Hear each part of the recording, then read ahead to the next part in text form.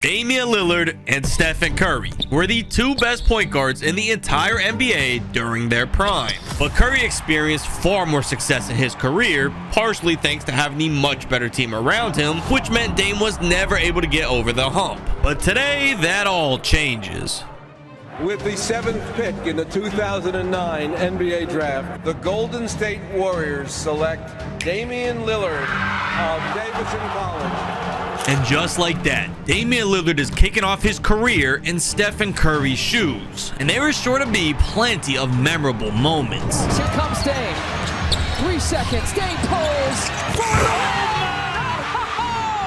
Dame time! But it won't only be Lillard getting a career shakeup, because as Dame is playing out his rookie season, putting up some respectable numbers to land second in Rookie of the Year voting, there was also a young Steph Curry in his sophomore year of college, who soon enough would be drafted to the Trailblazers, where we'd be seeing our two stars clash head-to-head for years to come, as they compete in a challenge to see who can win more rings while playing in the other's career. Although for now, we're several years from that discussion, because currently Lillard's team had no chance of contending for a ring, landing the West's worst record, with seemingly no light at the end of the tunnel. Because going into 2011, the Warriors still had no identity, with the only other good player being Monte Ellis, which Golden State was hopeful would be part of an elite backcourt duo with their new young star Lillard. And while on paper this could be great, in reality, two ball-dominant small guards would spell trouble. Their egos would be clashing all season, and with it, trade rumors were running rampant in the media for the Warriors shot creators.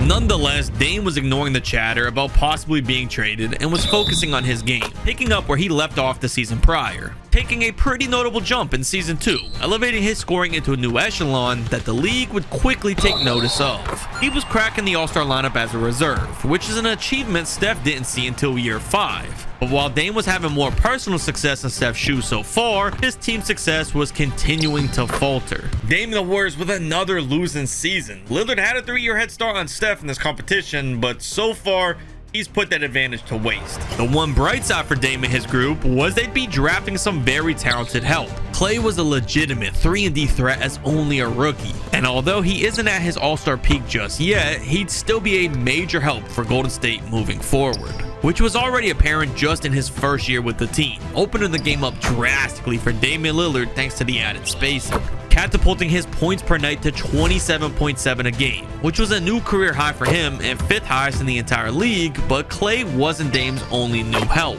The Warriors also added Andrew Bogut after finally trading Ellis halfway into the season. The team's new center was a perfect fit with Lillard, setting hard screens for easy pick and roll opportunities, and while the team's record still wasn't improving enough to make the playoffs, things were finally starting to head in the right direction for Lillard. But at the same time, unfortunately, a new problem was arising. This is the greatest shooter since mankind existed. I've never seen a shooter greater than Steph Curry. Just sit back and enjoy it, because you're never going to see this again. I genuinely believe you might not ever see another Steph Curry. He's that. Dame's soon-to-be rival, Stephen Curry, was officially debuting in the NBA. And unlike Lillard, Steph was already joining a playoff-caliber roster, being paired alongside all-star power forward, NBA veteran LaMarcus Aldridge. Very quickly, this duo was building chemistry and overnight would become one of the most dangerous offensive two-man games any team had to offer. Steph was taking the opportunity to learn from his veteran teammate, and it was paying off. His transition to the NBA from college was nearly seamless. With the expectations lower for him now while playing with an all-star, he was able to play freely and to the best of his abilities, which would show with some recognition early in his career. Steph is your Rookie of the Year. The almost 21 points is impressive, but I think even more impressive, 8 assists a game as a rookie is pretty unbelievable. And his 21-8 a night not only earned him the honors as the top rookie, but it was also enough to get his team the 6th seed, already making the playoffs. Meaning as Portland gets ready to face off with the Lakers, Curry has already progressed farther than Dame has. Because while Steph is competing for a ring, yet again, Golden State was missing the playoffs. But don't worry, soon enough Dame will figure it out and have chances to win some rings, especially with some MVP caliber help eventually on his way. However, for now, we'll shift our focus back to Steph in his NBA playoffs debut, which was against one of the best to ever play the game, Kobe Bryant. But this was his first year teamed up with Dwight, and their chemistry was awful, which meant Steph and his Blazers had hope here for the upset. and it was veteran Aldridge taking full advantage, looking to attack as often as possible on his way to a 30-point outburst. And while LaMarcus kept the game close coming up to the final moments, it would be Steph with the exclamation point. No timeout with 6 and 5. Curry for the lead.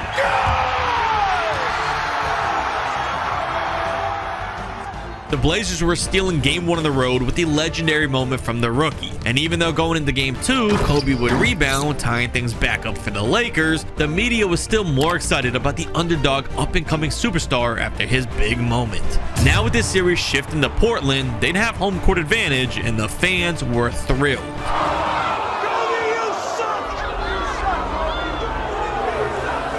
Although their efforts to throw Kobe off would backfire, because he was using their trash talk to fuel his game, taking over on the road, totally outclassing the young, eager Blazers, crushing them in both games to take a commanding 3-1 lead. This dominance, by no surprise, was continuing back home in LA for Game 5. After feeling like they were on top of the world after a Game 1 win, the Blazers were crashing back down to earth here, with Bryant ending their hopes of advancing. But regardless for Curry, putting up these kind of numbers in his first playoff series, you'd have to imagine the future was very bright, and even Kobe was impressed when asked his opinion on Steph. I mean, that boy's serious, man. He's serious, and he's not afraid of anything. And it wasn't only Kobe with high praise for Curry, because he was swiftly becoming a fan favorite as he continued his high-level play from the playoffs, maintaining his confidence after his electrifying game winner and proceeding to put up high-scoring game after game all throughout his sophomore season, pushing his averages to new heights, leading to a selection to the All-Star game in year 2. Just the same as Dame did back in 2011, but for Steph, the narrative was very different. There was a sort of hype around him, with the anticipation that he could be the future of this entire league.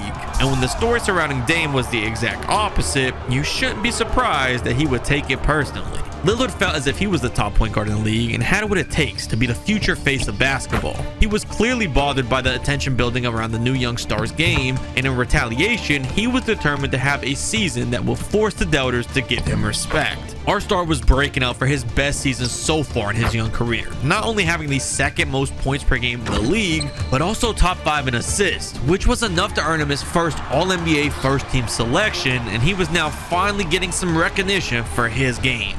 Tell me one guard you want other than Steph Curry. Yeah. Tell me one guard you want more than Damian Lillard. One. Because I can't think of anybody.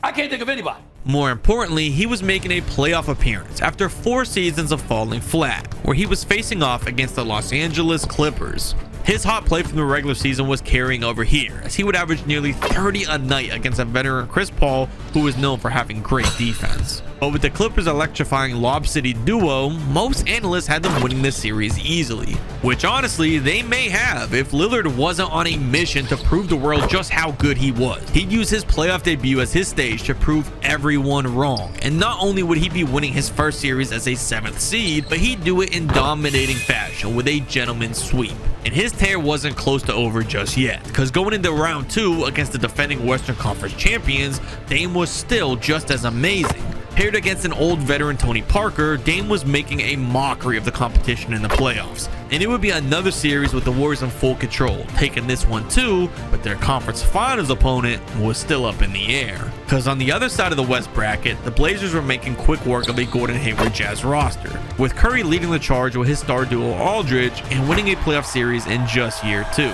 But with the second round being up against the Oklahoma City Thunder, this would be much more of a dogfight than the battle with Utah. OKC had this season's MVP, Kevin Durant, who was still looking to win his first NBA championship, and paired it with Westbrook, who was giving Steph problems every possession, the Thunder were the clear favorites to win here. But in Portland's mind, their duo was enough to get it done. Steph and LaMarcus were playing a 2-man game throughout the whole series. They were confident the pick and roll offense would either get LA a good look in the paint, or it would free up Curry with enough space to line up a 3, which the hope was those threes would help outscore the insane offense from OKC. And even though in Oklahoma it wasn't making much of a difference, headed back out to Portland for games 3 and 4, with their home fans having their back, the unreal shooting from Steph would completely flip this series upside down. Taking over the next 2 games and looking like as a 4th seed, they'd had a legit chance against the 1st seed as they tied the series up.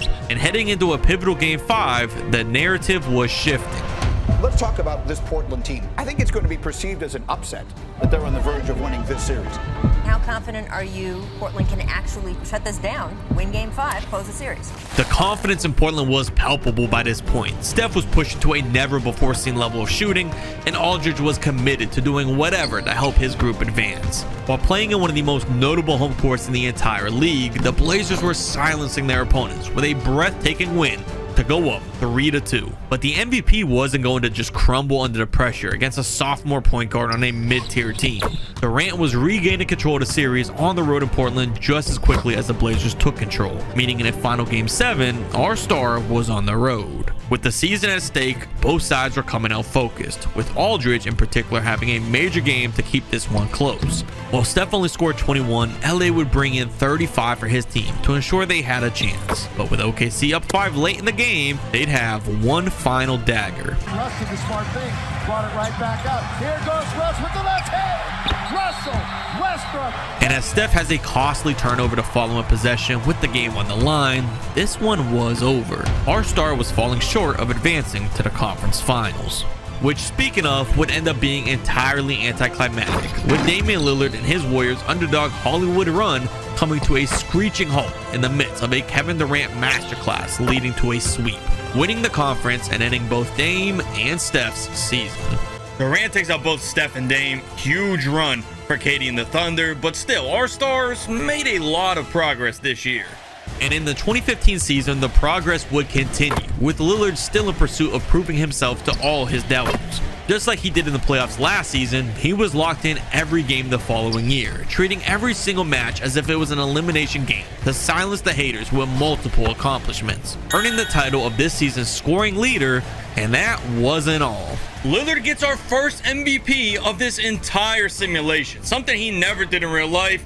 Going into Steph's shoes, this better environment with Golden State, better teammates, better supporting cast, he's able to get it done. Almost 50-40-90 club, 31 points a night. Incredible season for Damian Lillard. And as the playoffs kick off, both of our stars will be the two biggest stories around the postseason, each looking unstoppable in the first 2 rounds, helping their teams pass their opponents in preparation for an intense clash. It's been 18 years since the last time a conference final game was played here in Portland. Tonight, the buzz is back. A star-studded backcourt matchup. 2 teams that split the regular season series. When the ball goes up, only one team's winning. We'd be witnessing one of the most exciting one-on-one matchups in NBA playoffs history here, with each star looking to match each other shot for shot. This was their first playoff series against each other, but it didn't feel like it. Their rivalry has been going on for a few years now, with each player looking to establish themselves as the league's top point guard. The first 4 games of the series would be about neck to neck, with each player averaging over 30 a night in this epic duel, and with neither star being able to push past the other, this series was tied going to a Game 5. But while that was happening, out east, the Chicago Bulls were in the middle of upsetting the Cavaliers in the conference finals, defeating LeBron James, meaning whoever wins the West would be clear favorites to win it all. And with the series back in Portland for the 5th installment of this battle, it would be a bloodbath, with Steph Curry erupting for an NBA record 14 three-pointers in a playoff game. It was like nothing the league had ever seen before, and nothing Golden State threw at him was stopping his rampage. This one was over without any theatrics, and Dame was in trouble. Because while his back was against the wall facing elimination, he'd march onto his home court and have one of the best games we've seen from him to date, matching the masterclass performance from Steph the game prior, but his scoring outburst may not have been enough. LaMarcus Aldridge, as we've seen before, was going to be giving Steph all the support he could possibly need, firing off on all cylinders himself and giving his star guard enough boost to outlast his rival. The Warriors were stunned. Despite 48 from Dame, they were still losing this one, and as of now, it was clear that Steph was the better of the 2 players, making his first NBA Finals, and as we alluded to earlier, he and his team were favorites to win this one against the Bulls. Chicago was a very paint-centric team with little shooting on the roster, and they made it this far by protecting the paint on one end and scoring on the other. But their 2-point focused offense would struggle against the 3-point shooting of Steph. It was simple math. 3s were worth more than 2s, and Curry wasn't missing 3s very often. This may be the first finals of our sim, but there simply wasn't much to talk about. The Blazers were winning this one after only 5, winning their first ring since 1977, but also giving Curry the first strike in our competition between our stars. And as Curry earns Finals MVP, you gotta think this team is set to contend for years to come. Except that wouldn't be the case at all, as Aldridge ended up signing with the Spurs. Realistically, I doubt if the Blazers win a championship that Aldridge leaves in free agency, but it is just a career swap between Dame and Steph. So we're gonna keep all the rosters accurate. Aldridge is in San Antonio. And even though Steph was still playing fantastic without his star teammate, in fact, having the best seasons he's had of his career so far, it wouldn't be close to enough to contend for a repeat, missing the playoffs entirely for the first time in his career. But this meant for Dame, the door was wide open to make his first finals in the playoffs again, this time with the top seed in the West, and crushing every team in his way of his ultimate goal to win his first ring, beating the Rockets in the conference finals to now make the finals where he can attempt to tie things up with Steph. It's game 1 of the NBA Finals, and for the first time ever, an NBA Finals game will be played in Oakland. But it was against one of the greatest players of all time, who was also joined with star PG Kyrie Irving. Golden State lacked anyone capable of slowing down Braun, a man determined to win Cleveland their first franchise championship and was playing the absolute best basketball of his career. Lillard would give it his all here, averaging numbers close to his MVP season during his first finals appearance, but in the midst of greatness, he would reach his limits. LeBron James was having the most dominant finals run in the history of the NBA, and with a chance to win it in Game 6, it wasn't even close. Down 3-2 in a series in Cleveland, and the Warriors, an absolute collapse. I don't think I've ever seen a blowout like this in the NBA Finals. This has to be some sort of a record. I thought that Golden State legitimately had a chance, but I guess I was wrong. This one is all but over. Yet again, killing Dame's chances of winning a ring, but everything was about to change. Well, I'm viewing it as the weakest move I've ever seen from a superstar. Plain and simple. That's just how I look at it. Kevin Durant was joining the Golden State Warriors, forming the most star-stacked team in the history of basketball. With this much talent on one team, it goes without saying. The Warriors would be making it right back to the NBA Finals, yet again against LeBron James. But this time was completely different, with one of the league's top players helping Dame. And there's no point in wasting any time here. The results would be exactly what you think. And it's over! The championship is back in the Bay for the first time in 40 years. Finally, Lillard is winning a championship, now officially tying everything up with his rival, and there was plenty more to come as they faced the Portland Trail Blazers in the 2018 Conference Finals. With the rise of CJ McCollum playing at an all-star level now, Steph finally had some help. Paired out with the fact that Curry was earning his first career MVP this year, rightfully so with the numbers he was putting up, and there was no shock that they'd be back in the conference finals again. But it was also just as unsurprising that they stood no chance against Golden State. Portland would put up a good fight and even steal a game, but in the end, it was the Warriors heading to the finals again, where we'd get a sense of deja vu, playing the Cavaliers once more, still heavy favorites to win it, and executing on those odds. Repeating as NBA champions of the world, now putting Dame up 2-1 versus Steph, and while things look rough for Curry now, Lillard's reign won't last forever. Because even though for the 4th season straight, the Warriors were in the finals, winning yet another ring, this would be ending soon, with the league about to be shaken up. Kevin Durant was leaving Golden State to head out to Brooklyn, and doubts came back for the Warriors. Can the Warriors win a championship without Durant? No, not this year. No way. I don't see it. And if you remember when LA left for the Spurs, the Blazers would fall out of playoff contention, and now the Warriors would meet the same fate, missing the playoff the following 2 seasons. In the meantime, Steph now had a shimmer in his eyes, realizing he has a chance to catch up late. But that chance wouldn't be executed just yet. Back in the conference finals in 2020 against the Lakers, the Blazers would put up a good fight, with Steph averaging 29 points a game, but in the end, they'd struggle entirely too much with matching Anthony Davis in the paint. The Lakers would send them home 1 series shy of the finals, but Curry still had time. Because if we fast forward to the 2022 and 2023 NBA seasons, where we'd see Portland have a sharp decline as they failed to put talent around their star, in the 2021 season, there was still hope for a ring with a great team. Impressive 3-and-D threats like Robert Covington, McCollum still on the team before being traded, and elite scoring threats off the bench like Gary Trent, and of course Carmelo Anthony, who was still on the quest for a ring. Pair all that around Steph, and Portland will have the top seed headed to the playoffs, where in round 1 they were against the Clippers, and with Steph embarrassing Patrick Beverley, they'd be winning this one in 6 to go into a much easier second round series against Phoenix that wouldn't last nearly as long, and as they face off against Denver in the conference finals, they'd have a slight scare going down 2-0 early backed by the great play of Jokic, but in the end they'd be pulling it out after 6 to earn their first trip to the NBA Finals in 6 years, where they would be facing off against Joel Embiid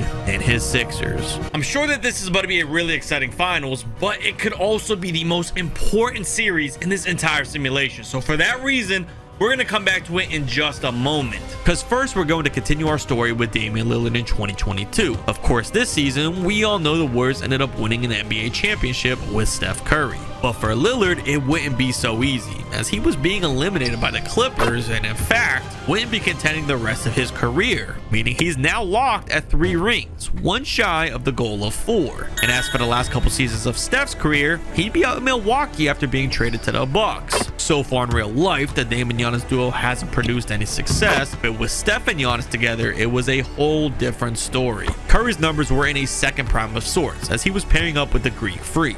The combo of the best shooter ever and the best inside force in the league was a match made in heaven. Quickly, they built up their chemistry in the pick and roll, and with it, they took over the league, making it to the finals in 2024, where they were facing the Dallas Mavericks and ultimately defeating them after only 5, before going back to the finals in 2025, looking for the repeat against the young Spurs. And with the veteran experience from the Bucks, they would be getting things done, repeating for their second championship, officially giving Curry 3 to tie Dame as he completes the final season, which now brings us back to the 2021 NBA Finals, where Steph has an opportunity to win a 4th ring and the competition. But winning this one here would be a massive challenge with as great as Embiid has been. The Blazers didn't have any great inside defenders to slow him down, and his size and scoring ability felt like the world was collapsing down on the Blazers. But their one key to success was the fact that, thanks to Steph and Curry, Portland was a significantly better 3-point shooting team. The team had built their roster out around Steph by surrounding him with guys that can shoot, and it was paying off, outlasting Joel to take both games at home and the lead.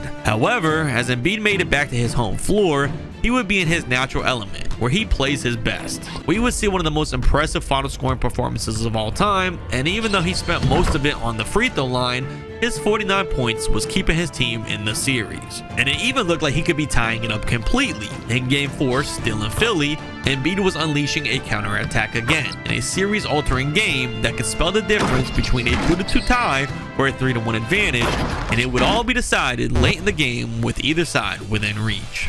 We have a close finish here in Game 4 late. The difference between a 2-2 series versus 3-1 is massive. So if the Blazers can stay alive here, keep this 1-point lead, they have a huge advantage in the series. Number 5 here, I'm not even sure who this is with the ball. It looks like Banchero. It's definitely not. Embiid now. Danny Green kicks it around. Tobias Harris, his 3 is off. Nurkic the board. Portland with the ball now on the other end. Derrick Jones Jr. gets around to Gary Trent. Steph, the pump fake. He gets Ben Simmons jumping. Steph kicks it out. Gary Trent open. Trent for 3. Bang! It's good! That entire play developed by Steph, pump faking, getting Ben Simmons off the ground, driving and kicking out. Steph trying to guard Simmons. Now they go down low to Embiid, who has been a huge problem for the Blazers this entire series. Portland now on the other end. Steph Curry, Ben Simmons on him. Ben Simmons, the tight defense, size advantage to block. Embiid the board. Ben Simmons on the break now. They're slowing it down, kick it to the corner. Tobias Harris for 3 in the lead. Portland is at risk now of losing this one on the road in Philly. Now down by 1. Ben Simmons guarding our star again. Steph Curry trying anything he can to get some separation. Steph kicks it out to Carmelo. Melo Donovan, Curry, enough space. It's good! He reclaims the lead! What a finish here at the end in Philadelphia. Embiid down low in the post. Nurkic trying desperately to guard him. Embiid the spin move, draws the foul and the basket. Embiid did end up hitting the free throw there. Portland now down by 1, 50 seconds, coming out of a timeout. Ben Simmons guarding Steph again. Curry needs to get some form of separation here with Ben Simmons. He's getting the screen from Nurkic. The pull-up J. Steph is providing in the clutch. He does it again. 1 point lead, Portland. Ben Simmons on the other end. They're going to Embiid again, it looks like. Embiid in the post. Nurkic, you got to get a stop. Embiid the post fade. It's a pump fake. Swings it around. Green. Tobias in the corner. It's off. Nurkic the board. They found Steph. Steph Curry is on a tear here late. The dribble drive. Kick out for a three. His own three. The pull-up J. All over the great defender Ben Simmons. Now can he get it done at the free throw line? Free throw number 2 here will give him a 3-point lead. Philly has no timeouts, but there is still plenty of time. Steph is clutch with the free throws. Philadelphia now just shy of 24 seconds. Ben Simmons with the ball, down by 3, no timeouts. I don't know if you have time for it too, but they're going for it. Embiid, way too easy. They're going to continue to play the foul game. They end up with Gary Trent Jr. on the line. Still a good free throw shooter, but not as good as Steph, so you'll take this if you're Philly. Free throw 1 was good. Free throw number 2 for Gary Trent is also good. It's a 3-point game again, now just under 16 seconds. Philadelphia is going to have to do something here to get a 3-point shot, and obviously it's not going to be Ben Simmons. Wainwright, the quick trigger. It's off. Nurkic fights for the board and gets it. Now, Big Nurk is not necessarily the best free throw shooter you've ever seen. He could miss. He misses the first. Nurkic just has to sink one, and this game is completely over. Free throw 2.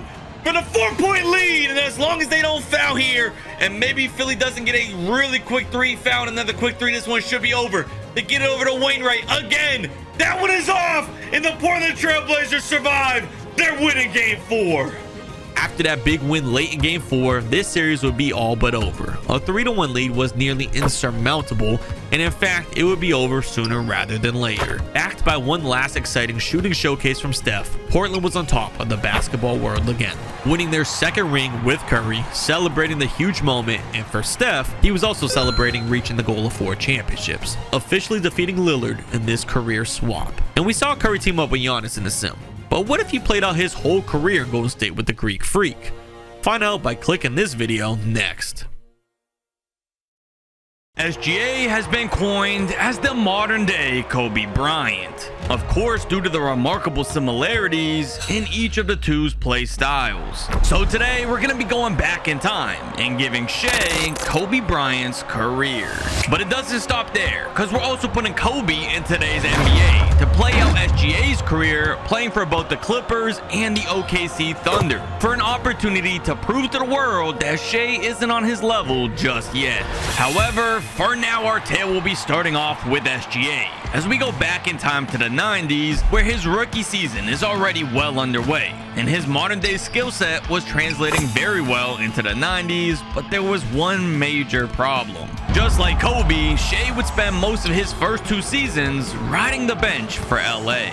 And as a result, his averages over the first 2 years were far from anything special, even if he was making the best of his limited minutes on the court with some decent games. So that meant much of the Lakers' early success was out of his hands, and instead would be dependent on his MVP level teammate Shaquille O'Neal, who unfortunately wouldn't have enough to get things done by himself, losing in the playoffs in both 97 and 98. But the good news for SGA was this was the same start Bryant had in his NBA career, and he was continuing to stay on track with that legacy as he finally cracks the starting lineup in the 1999 season, and this is where he'd really begin to break out. His stats were skyrocketing, now averaging 25 points per night, scoring at will from everywhere on the court, so far living up to the shoes he's attempting to fill. And it was enough to earn him his first All-Star game appearance, as the Lakers looked like legit contenders this season, which was crucial for this sim, because if Shea is going to live out Kobe's career, he'll have 3 major goals to complete in order to overcome his legacy. And of course, he wasn't the only one with a challenge, because if we jump forward 20 years to 2019, Kobe's career in SGA shoes was starting off very similar to his competitor, even though he had the opportunity to start in this reality, and as a result will put up some great numbers as a rookie, he still had very little control over winning just yet, as the Clippers were one of the West's weaker teams, and Kobe was about to be on the move, heading to OKC in a deal moving Paul George to the Clippers, now joining a young rebuilding Thunder team. with an all-time great veteran, Chris Paul, as his best teammate, which for Bryant may have actually been the best possible scenario for him personally, because under the mentoring of CP3, in combination of Paul's playmaking abilities opening up the floor, Kobe was flourishing and his game was beginning to develop rapidly, increasing his points per game to 25 in only his second season in the league, already showing flashes of a savvy veteran with an incredibly bright future ahead of him. So despite the fact that for the next couple years most teams would walk all over OKC, soon enough the Mamba will have chances to compete, and the 2 goals he'll be assigned to outperform SGA could be much more possible than they seem now.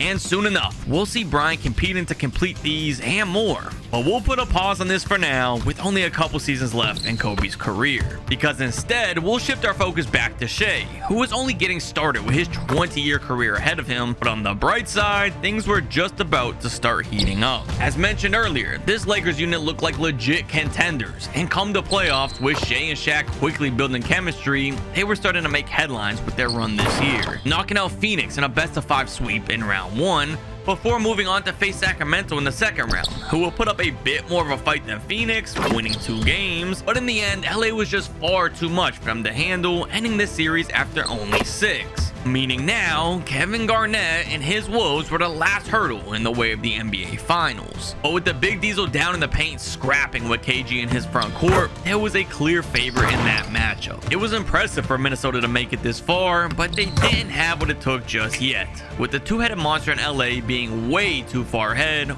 winning this series easily, officially pushing SGA to his first ever finals, which just so happened to be an entire year before Kobe in real life, giving Shai an opportunity for a head start. And with their opponent being the Miami Heat, they were favorites to win this year's title.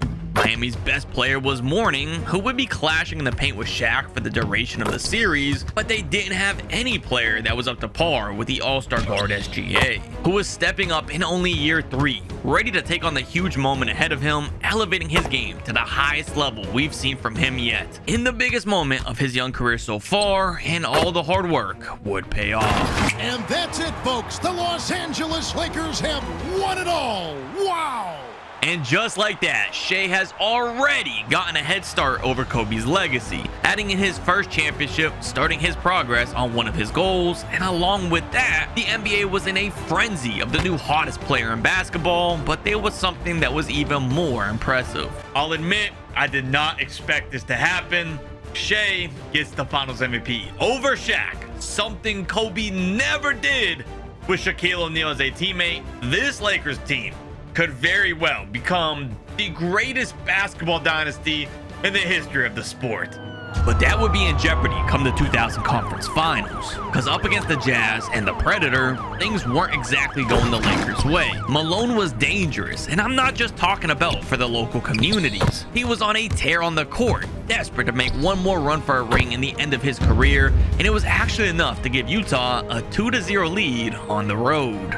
Meaning just as Shai got to the top of the mountain, he could be falling back down just as quick. Except he wasn't faltering in the face of adversity and was going into enemy territory for Game 3 with a massive performance, topped off with the highlight of the year. 4 to shoot, back to Gilgeous-Alexander for the win! So now, the Lakers were right back in this series, only trailing by 1 game, and SGA was picking up right where he left off in Game 3, going into Game 4 scoring at will along with Shaq, who was dominating in the paint, but it still may not be enough, because Utah was on fire from everywhere, keeping up with the Lakers scoring, and come the final moments of the game, this huge Game 4 could shift either way. We'll have to see how our star responds. SGA is in frankly not a great situation. Fresh off of a championship, he's trailing the series 2-1, down too late in Game 4 with the ball, though. John Stockton sticking him. They go to Shaq down low in the post in the clutch. They bring the double. A tough hook gets it to go to tie the game. Shaq coming up huge right there with about 100 seconds left in the game, all tied up. On the other end, Utah is going to Malone, a post fade from deep. He banks it in. That was a tough shot from Karl Malone. SGA on the other end. Can he answer that shot? They go to Shaq again. Shaq the pump and the dunk to tie right back up. We're having a back and forth affair here in the final moments. All offense, no defense. They're not slowing down. John Stockton, SG on him, an easy pass down low, but Karl Malone blows it. Shea on the fast break. John Stockton on him, they kick it over to Rice. Rice forcing it. Rice is blocked. What is he doing? Who does Glenn Rice think he is? John Stockton now with the ball. Stockton one-on-one with SGA. Slowing it down, 57 seconds left in the ball game. They're going to Malone again. This is dangerous. Malone, the little fake, another fade. That one is off. The Lakers have an opportunity to take the lead. Harper on the break, 2 guys to beat. Is he gonna force the issue? It looks like he's slowing it down. They get it over to Shea finally. John Stockton guarding him. Shea kicks it to Shaq, wide open in the paint. Shaq's leg gives him the lead. Coming out of a timeout, we'll see what Utah drew up to try to reclaim the lead here or possibly tie the game with 36 seconds left in the game. They go inbound to Hornacek. John Stockton with it now. SGA still guarding him. They're going to Malone again. I see it developing. Karl Malone in the post. The post drive, nowhere to go. He's getting bumped all around. Malone, this is a bad spot. They find Stockton. Stockton backing it up. Russell, Stockton. Again, Karl Malone to pull for the tie. What? It rattles home. Tied game. With 15 seconds in the game now, we are about to witness Shea's first opportunity for a huge moment in his career. John Stockton guarding him. 10 seconds left. He's got the whole right side to himself. They're going to Shaq in the post. The double team is coming over. Shaq wants it. Shaq's forcing it. Shaq, his lay. It's off. We're going to overtime. But the extra 5 minutes would be more of the same. It was a battle to the end for both sides, neither wanting to budge, and with the fatigue settling in, as this one continues to be close late, only the best of the best would be able to pull away. Late in the overtime period, the Lakers are still within arm's reach, but they have to score here, and they find Shaq, or at least try to on the lob. SGA off target. Shaq can't corral it. Utah with the ball now, 60 seconds left. You have to get a stop, or this is over. Malone in the paint. The easiest lay I've ever seen. The Lakers ended up using a timeout, but you have to think that this one might be slipping away from them. Down by 6 with 52 seconds left. They get it inbounded to Shaq. They go to Shea again. You need a screen from Shaq and get an open 3. SGA trying to find Shaq in the post yet again. They're force feeding Shaq, and Shaq gets it in. 4-point game.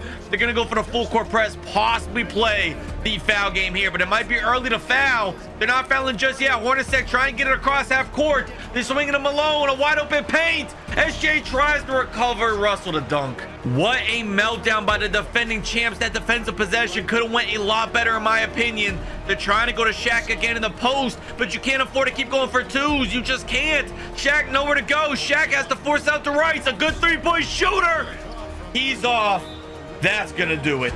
And that major collapse would spell the start of a downward spiral for LA, with media outlets suggesting SGA was upset with Shaq not sharing the ball down the stretch, fueling the frustrations of facing elimination, and combined with the exhaustion from the extended game, the Lakers were being upset in the conference finals, and this heartbreak wasn't stopping soon. Finding themselves in a similar predicament the following season against the Sacramento Kings, eager for revenge from 2 years ago, and they were blazing hot amidst the Lakers' cold spell, dominating our star duo, making things look easy, and I was honestly shocked. I could not believe it. SGA went from being ahead of pace of Kobe to now behind pace of Kobe, because at this point, Bryant had 2 rings this year. This is not looking good for this team. But that was all before Shea was about to have his best season of his career yet. After back-to-back letdowns, Alexander Walker was now coming out in 2002 on an elite scoring run, getting his shot off from anywhere he wanted, taking the league by storm, positioning himself as the top scorer in all of basketball, reaching a points per night total that Bryant didn't see until 2006. So once he got to the playoffs, this year was going to be a revenge tour, picking off team after team, to include the Kings who defeated him last season, and this year things felt different. It was the same level of dominance we saw in '99, and the results would do the talking, as the Lakers were advancing to the NBA Finals again, and SGA had all the reason to be confident. Not only did the Lakers only lose 1 total game in the first 3 rounds of the playoffs, but SGA is also this year's MVP. 6 years faster than Kobe was able to do it, meaning now he is making progress on his MVP goal already.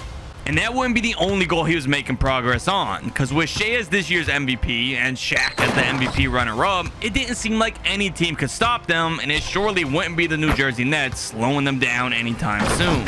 Ending this year's final series in a sweep, finishing this postseason run with only one loss, and even though the Finals MVP was shipped back over to Shaq, all that mattered was the winning, which they were doing a ton of, going right back into the finals the following season, this time putting on a masterclass against the Indiana Pacers, winning their second straight NBA championship with ease. And as they prepare to face their real-life opponent for the year in Detroit, SGA would have an opportunity to already clear a three-peat. So now, as this one gets underway, with all that's at stake for this single series, SGA would come out and deliver, averaging over 30 for the series and continuing to do what we've become accustomed to from him so far. And while this matchup was lopsided in Detroit's favor in real life, here in this reality, it was the complete opposite. LA was sweeping the Pistons, erasing their impressive championship from NBA history, and officially completing Shea's first goal of earning a three-peat, which paired nicely with him winning this year's Finals MVP. This three-peat may have been more dominant than even Kobe and Shaq's. The Lakers look unstoppable, but as a lot of you probably know, things are about to get much more difficult for Shea.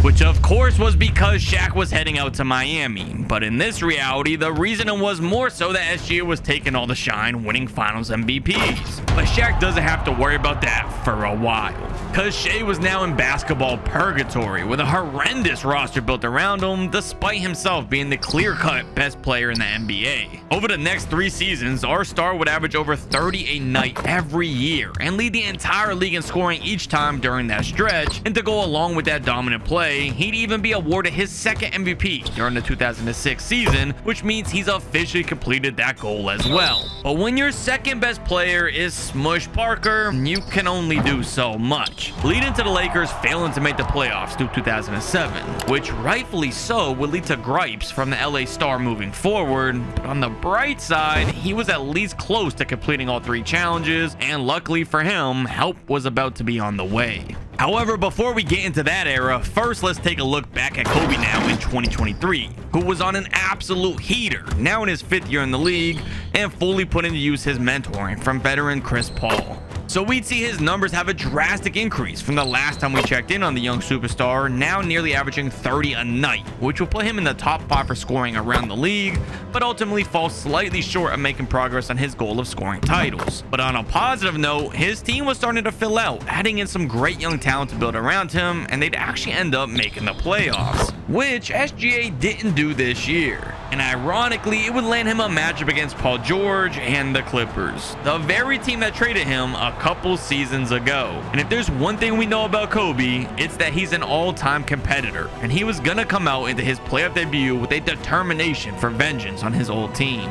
Even with the Clippers sending multiple great defenders his way, Bryant was still scoring at an even higher clip than he did in the regular season, draining him bucket after bucket until he was coming out of this series on top. And even though this joy of winning a playoff series wasn't lasting long, as the Nuggets in round 2 were crushing OKC's hopes, it still was progress for Kobe and his team, and they would look to build on it, getting right back into the playoffs the following season, this time as the 3rd seed in the league after winning 52 games. Their young players were all beginning to blossom, and of course they were still led by their superstar Kobe Bean Bryant, lifting the Thunder up to another echelon, leading the way for him to win both rounds 1 and 2 with little issue, which would come at no surprise after a season of averaging over 30 points per night as part of the 50-40-90 club. Yet it still wasn't leading the league, which means his goal of earning more scoring titles than SGA was now out of the window. Although as he enters his first conference finals, there was still hope to complete the goal for a ring. The only problem being, the player who outscored Kobe this season was his competitor on the other side of the court.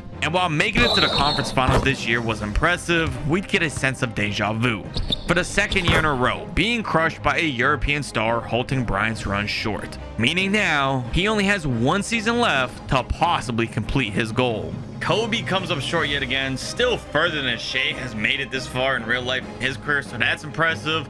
But as far as the goals, he can't get the scoring titles goal anymore, and he only has 1 season left. to get the championship goal done. But before we get into his last season, we need to head back to SGA and see if he can complete his last goal, which with him only needing 2 more rings was very doable, especially when you consider that he was finally gaining some help now that the Lakers added Pau Gasol to the mix. And while this would take up some of SGA's touches, lowering his stats, it in turn meant that the Lakers had the 2nd seed in the West and looked unstoppable. But nothing was guaranteed, which was apparent come the conference finals. Up against the 1st seeded Suns, this series would start off much as you'd expect. The 2 top seeds in the West were clashing back and forth, relatively equally matched, trading blows, tying everything up after 4. But the problem for LA was the next 2 were anything but typical. Phoenix was as hot as we've ever seen a team in the playoffs. They just couldn't seem to miss anything. Nash was looking unguardable, and Amari was feasting in the paint, leading to a major upset. Phoenix was getting things done, changing history to advance to the finals, but the rest of history would look very familiar. Because come 2009, LA did in fact make it to the NBA Finals up against the Orlando Magic, and this one would be anticlimactic, with the results being nearly identical to real life, and the Lakers walking all over the Dwight Howard-led roster. But while the series was dry, the results weren't. SGA was finally winning a ring without Shaq, now putting him up to 5, matching Kobe, and only 1 short of his goal for 6. However, that last ring was going to be far from easy, facing off against the Boston Celtics super team in 2010. This may not have had the same intensity as the real-life rematch of the 2008 finals, but both sides were eager to pull this one out in the midst of a long-time rivalry between Boston and LA. The Celtics easily had more talented players with one of the best rosters ever, but the Lakers still felt like they had enough as long as Shea was on the court. Only 1 ring away from matching Michael Jordan's 6 all-time, and he was giving his all in this series. Except he may simply not have enough to get it done, trailing in the series after 5. With the only positive being that Game 6 was in LA. So with the support of their hometown fans, the Lakers were playing one of their best games of the entire playoffs. But the unfortunate part for them was that the Celtics were also just as hot, leading us to a tight one come the final moments with our Stars championship hopes on the line. The Lakers' entire season is on the line, trailing in the finals 3-2 with 2 minutes left, up by 1. A rivalry of 2-story franchises could conclude here. Shea with the ball, Ray Allen guarding him. He gets the screen from behind him. Shea, the pull-up 3, quick shot, got it to go! Extends the lead to 4 late. Boston now with it on the other end. Ron Artest guarding Paul Pierce, one of the best defenders of all time. He's sticking Pierce tight. Ray Allen gets it. Shea guarding him. Ray Allen nowhere to go. Pau there for the help. Ray trying to get open. This is unusual for the Celtics. Ray handling the ball. KG at the 3. Rondo driving it in on Derek Fisher's pull-up. What kind of shot was that? After Rondo made the 6-foot jumper, the Lakers have the ball again, up by 2 still. They're going to Shea in the post again. On Ray Allen. Shea, a hook shot. Shea, it's off. Ray Allen with the basketball now. A minute left in this game. Rondo going for the tie all the way. Pau is there to turn the shot. Garnett tries to tip it in. It's off. Bottom the board. Derek Fisher with it now. Huge opportunity for the Los Angeles Lakers to extend this lead with just under a minute remaining in the game. Shea yet again in the post. 1-on-1 with Ray Allen. The post fade to extend the lead back to 4 again. SGA keeps coming up huge here in this game. Clutch shot after clutch shot, trying to keep his team's hopes alive for this championship. Championship number 6 for him. Ray Allen off the inbound, the steal, Bynum with it. Ron Artest, what kind of play was that for the Celtics? They foul. Just a crumbling for the Celtics, and it seems kind of early to be intentionally fouling as well, but it looks like they're going for it. Bynum, maybe they were just frustrated there. They wanted to reset their defense. Pau is getting doubled. Bynum, Derek Fisher wide open. Doesn't pull the trigger to trap. They give it to Pau. They give it up to Bynum. Bynum nowhere to go. SGA with it. They're swinging the rock. They have a wide open midi out of it.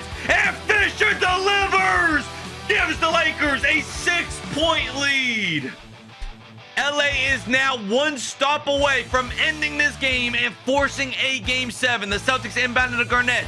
Ray Allen with the ball. They're swinging it over to Pierce. You're running out of time. They got to do something. Pierce, run a test on him. Trying to force the issue. Pierce, a horrible look. It's off. Pau to 4. That's gonna do it.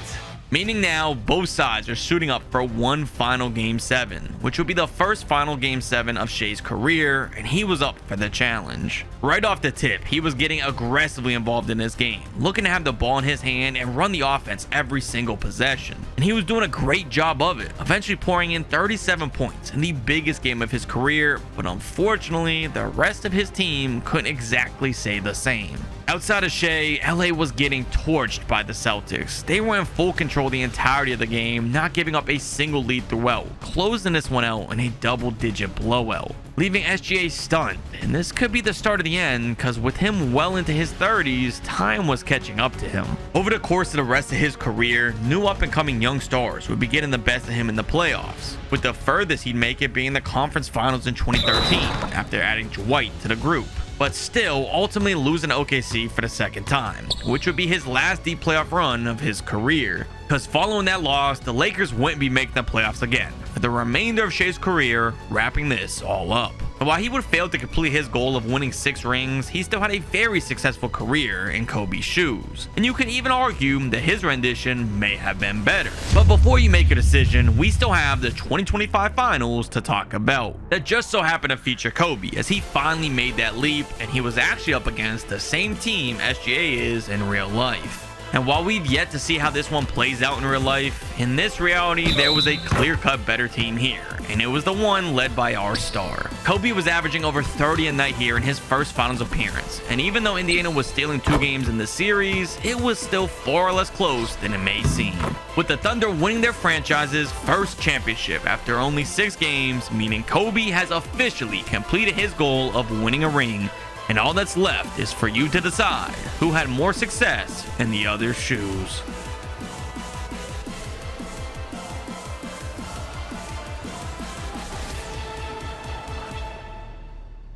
Kobe Bryant and Dwayne Wade, the 2 best shooting guards during the 2000s, creating one of the most exciting rivalries of this era, with each star finding their own success. But what if their careers were completely swapped? Meaning in 1996, Wade is joining the Lakers straight out of high school, and while he'd be coming off the bench to start off his career, when he was playing, he was still making an impact, putting up huge numbers to assist superstar teammate Shaquille O'Neal, who would help the Lakers make it to the playoffs. But with Wade coming off the bench like Kobe, there wouldn't be much difference in Wade's first seasons with the Lakers. But with Kobe being drafted to Miami in 2003, there's sure to be some major changes happening soon enough. But for now, we're just getting started with Wade's Lakers dynasty. Because come the 1999 season, the Flash was finally cracking the starting lineup, and he was taking advantage of the extra playing time right away. We've seen him have success paired with Shaq in real life, and now with him in Bryant's shoes, we'd be seeing that same chemistry, with the star-studded duo feeding off of each other, and Wade's willingness to pass was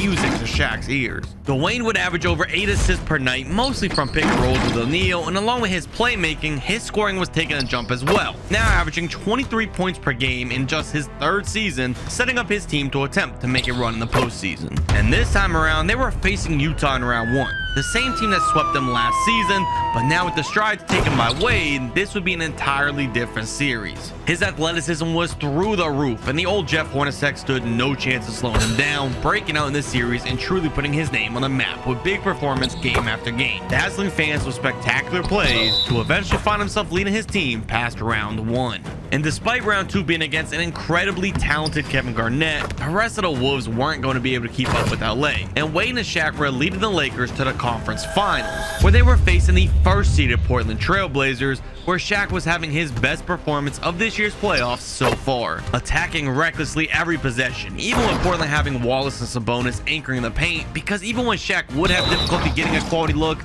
he could confidently rely on Wade to score whenever needed, resulting in the Lakers going on to defeat this team and earn a trip to the finals 1 year quicker than they did with Bryant. Now with their opponents being the Knicks, who made it to the finals in real life, they had a great chance to also win a ring a year earlier, because while the Knicks were good enough to win the East, they weren't exactly the strongest team we'll be seeing during this sim, led by an aged Patrick Ewing and Latrell Sprewell. Of course, there was no shock that Shaq was mopping the floor with Ewing guarding him. In fact, even as a rookie, Shaq was embarrassing a still prime Patrick in the East. Now here in the finals, this will be a completely one-sided affair between the battle of the centers, but Sprewell was still a star himself, averaging over 25 a night in this series, which gave the Knicks fans hope that they could outlast Shaq.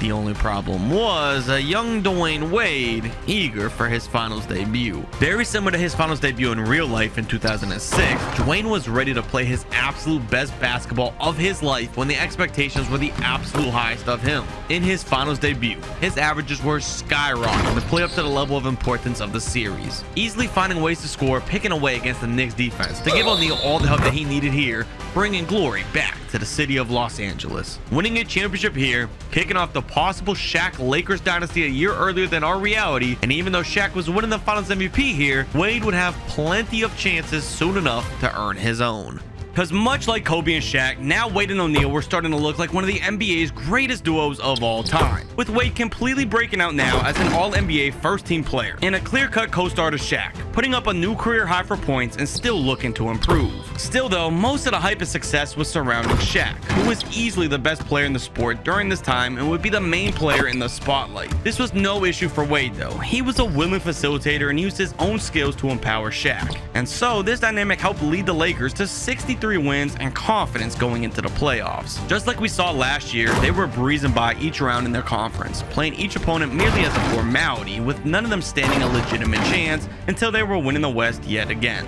This time facing the Raptors in the finals with their electrifying duo. With both Vince Carter and Tracy McGrady in the Raptors backcourt, Wade would have his hands completely full in his personal matchups. These were two of the only players in the league capable of matching Dwayne's athleticism and shot creating capabilities, meaning this series could spell disaster, at least that is if Shaq wasn't here. For everything Toronto had in the backcourt, they completely lacked in the front. With 6'9" Antonio Davis having the misfortune of guarding Shaq throughout the series, he was completely making up for the difference with Wade's matchup. For 2 seasons in a row now, Shaq continued to be the #1 spotlight here, leading his team to another championship, defeating the Raptors after 6 games. And just like the tandem of Kobe and Shaq, this was beginning to look like a dynasty in the making, because they wouldn't stop at the repeat, going back to the finals again in 01 to face the Sixers, and this would play out relatively similar to the real life matchup, winning their 3rd straight. But the one thing that would change was the fact that Dwayne Wade was earning a Finals MVP here, stealing one from Shaq, something Kobe never did, which wouldn't be the last thing Kobe's never done, because the next year against the Milwaukee Bucks in the NBA Finals,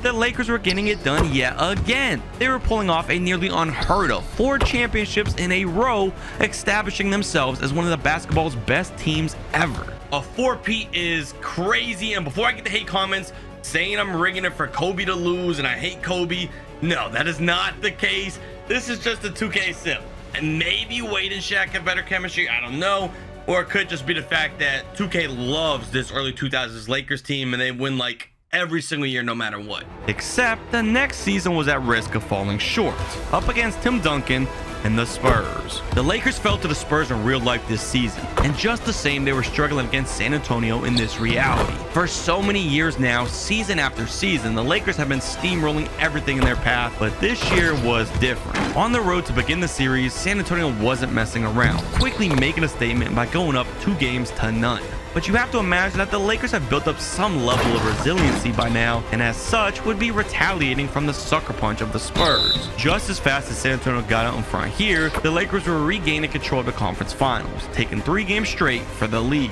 However, with their season on the line, in Game 6, the Spurs were keeping this one neck to neck, fighting through this entire match and doing whatever it takes to force a Game 7. And with the final moments coming down to the last possessions, there's only one way to find out what would happen. We've got a close one here late in San Antonio. Dwayne Wade is up to 49 points in this game, but the Lakers are still finding themselves down by 3 against the Spurs here late. Shaq setting the screen, getting involved here with a pick and roll. You guys think they're trying to find him? They do, and he dunks it over Tim Duncan. Tony Parker now on the other end. His team is up by 1. They're trying to extend the lead. Tim Duncan possibly looking to attack right back at Shaq. A battle of the bigs. Tony Parker had the backdoor cut. Tim Duncan did not find him. Waste of clock. Timmy D driving in on Shaq. Shaq, great defense. 5 seconds left. Not a good possession for San Antonio. Tim Duncan trying to make something out of nothing. Misses Shaq the board. D-Wade now in the fast break. Jackson guarding him, a very good defender here. They get over to Brian Shaw. They're looking for Shaq again. The lob to take the lead. San Antonio with the ball now, down by 1 after just being up 3. They find themselves trailing again. Tony Parker driving it in, the spin, the little tough leaner, and the foul. Wow! After hitting the free throw, Parker puts the Spurs back up by 2. Dwayne Wade with the ball now, still looking to get Shaq involved. Tim Duncan with the steal. The Spurs are off to the races. No one there to stop Bowen. His lay's good. What a collapse after being up 1. All of a sudden, you're down 4. Lakers timeout. This is an insane meltdown by Los Angeles. Still, though, 52 seconds. There's enough time to mend your mistakes here. Get back into this game. Dwayne trying to get the inbound. He's not able to get it. To get it to Ori. Big shot rob. Dwayne pump fakes there. I wouldn't have been mad about it. He's been clutch so far, 49 points. Other than the turnover, Dwayne the pump fakes. Getting Steven going nowhere. Dwayne Wade, the jumper. It's off. Wow, that could do it. The Lakers do end up falling short, but Dwayne Wade, 49-31 for Shaq. Both of them had huge games, but San Antonio somehow pulled it off late to force a Game 7. Following the close loss in Game 6, the Lakers would apparently have an all-time collapse because the Spurs were finding momentum after the big win and closing out the series the same way they started it, winning 2 games in a row to finally stop LA in their tracks. And as Wade takes his first defeat in years, our story will begin to venture elsewhere because Kobe Bryant was officially being drafted to Miami after 2 years in college, and his rookie debut was going to be living up to all the hype alongside co-draftee LeBron James, putting up impressive scoring numbers in only his first season of professional action. Otherwise, his first NBA season was relatively uneventful, losing the Rookie of the Year to LeBron James and the team missing the playoffs altogether. But soon enough, he'll have some backup teaming up with a star big man. But for now, Shaq is still playing with the Lakers, who found themselves back in the NBA Finals after a 1-year drought, and up against the Nets. The dynamics of the series would be very similar to what we've seen in the past, with no player having any hope of slowing down Shaq. And on top of that, when you take into account the level that Wade is playing at by now, this wouldn't be a difficult matchup. Seeing Dwayne average his highest finals numbers of his career to date, closing in on putting up near triple-double numbers on a nightly basis. Going on to win ring number 5 already in this sim, positioning Dwayne Wade way ahead of pace of Kobe Bryant, but the one bright side for Kobe is things were about to change for the Flash. Because as we alluded to earlier, Shaq was making his transition over to Miami, leaving Wade all by himself now in LA.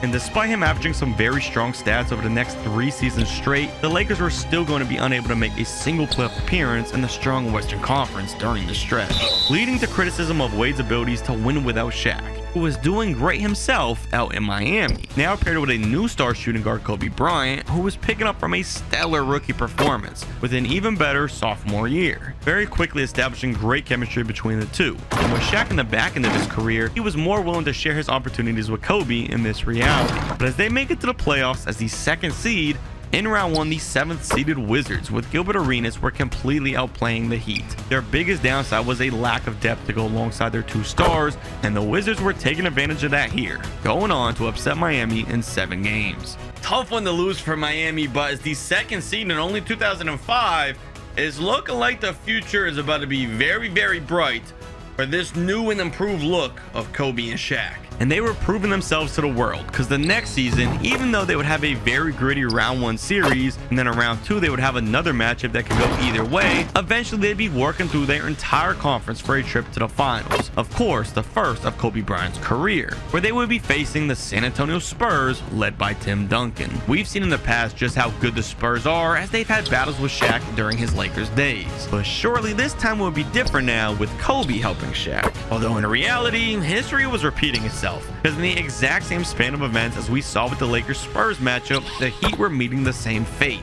going up 3-2 in the series, only to see Tim Duncan and Tony Parker lead their squad back to the pinnacle of basketball, not only winning Game 6, but also moving on to win Game 7, and in the Heat's hopes of their first franchise championship. And now Kobe would have to continue to wait for a chance to get ring number 1. Luckily for Bryant, his team was making it back to the NBA Finals the next season. this time against the Phoenix Suns, who lacked any finals experience on their roster. This gave the Heat the upper hand in this matchup. After just finishing dueling the Spurs a single season prior, they have built up some finals experience, which was way more than what Kobe needed to get the job done here. He was scoring over 30 points a game to go along with plenty of great stats, shining as the brightest star on the court on his way to winning his first ever championship, defeating the Phoenix Suns to claim their team's first ever franchise ring. And with it, Kobe Bryant was winning his first finals MVP. But as for Shaq, he apparently must have seen something in Phoenix, because the very next year he would be joining the team that he just defeated, once again leaving his star guard alone to fend for themselves. And while Kobe would actually be able to lead his team to the playoffs over the next years, unlike Wade in LA, he'd just be falling short against the Celtics super team come the postseason. Meaning, other than earning MVP in 2009, we wouldn't have much else to talk about for Kobe for a few seasons. And instead we shift our focus back to Wade, who was finally getting some help again as his team traded for Powell. Of course, we all know Kobe and Powell were able to win 2 championships in real life together, and while by no surprise now the Lakers would be once again good enough to be making the NBA playoffs, but they'd also be falling short here just like Miami to the Boston Celtics in the NBA Finals. While LA was finally back in the basketball spotlight after a 3-year playoff drought, they were still far from good enough to defeat a team this good, losing to Boston in 5 games, which ultimately could be spelling the start of the end. Because for Wade, age was catching up to him much faster than it did for Kobe in real life, and his opponents were taking advantage of his recent decline, knocking him out of the playoffs in both 2009 and 2010. Age is catching up to Dwayne Wade very quickly, which is unfortunate. One of my favorite players of all time. The fact that he couldn't win one between 08 to 2010 and Kobe won 2, I'm not sure how much more he's going to be able to accomplish the rest of his career. Which was completely correct, because while over the next 6 seasons, Wade was still putting up some respectable numbers and mentoring the young guys, he wouldn't be getting anywhere close to any additional titles or major accolades. Eventually closing out his career in 2016 with more achievements than he had in real life and doing a great job of matching Kobe, who, speaking of Kobe, is only getting started in his journey in the NBA. Because Miami was forming one of the biggest super teams in the history of the league, adding LeBron James and Chris Bosh to the mix, meaning now the Heat had the 2 best players in all of basketball on the same roster. And it was Kobe who was benefiting the most, in part thanks to LeBron's exceptional playmaking abilities, leading to Bryant averaging well over 30 points per game this season, and the deserved praise would follow. Monster season for Kobe in his debut with LeBron James and Chris Bosh. I will tell you one thing, Dwayne Wade was not putting up numbers like this in 2011 with LeBron and Bosh. This could be a scary trio.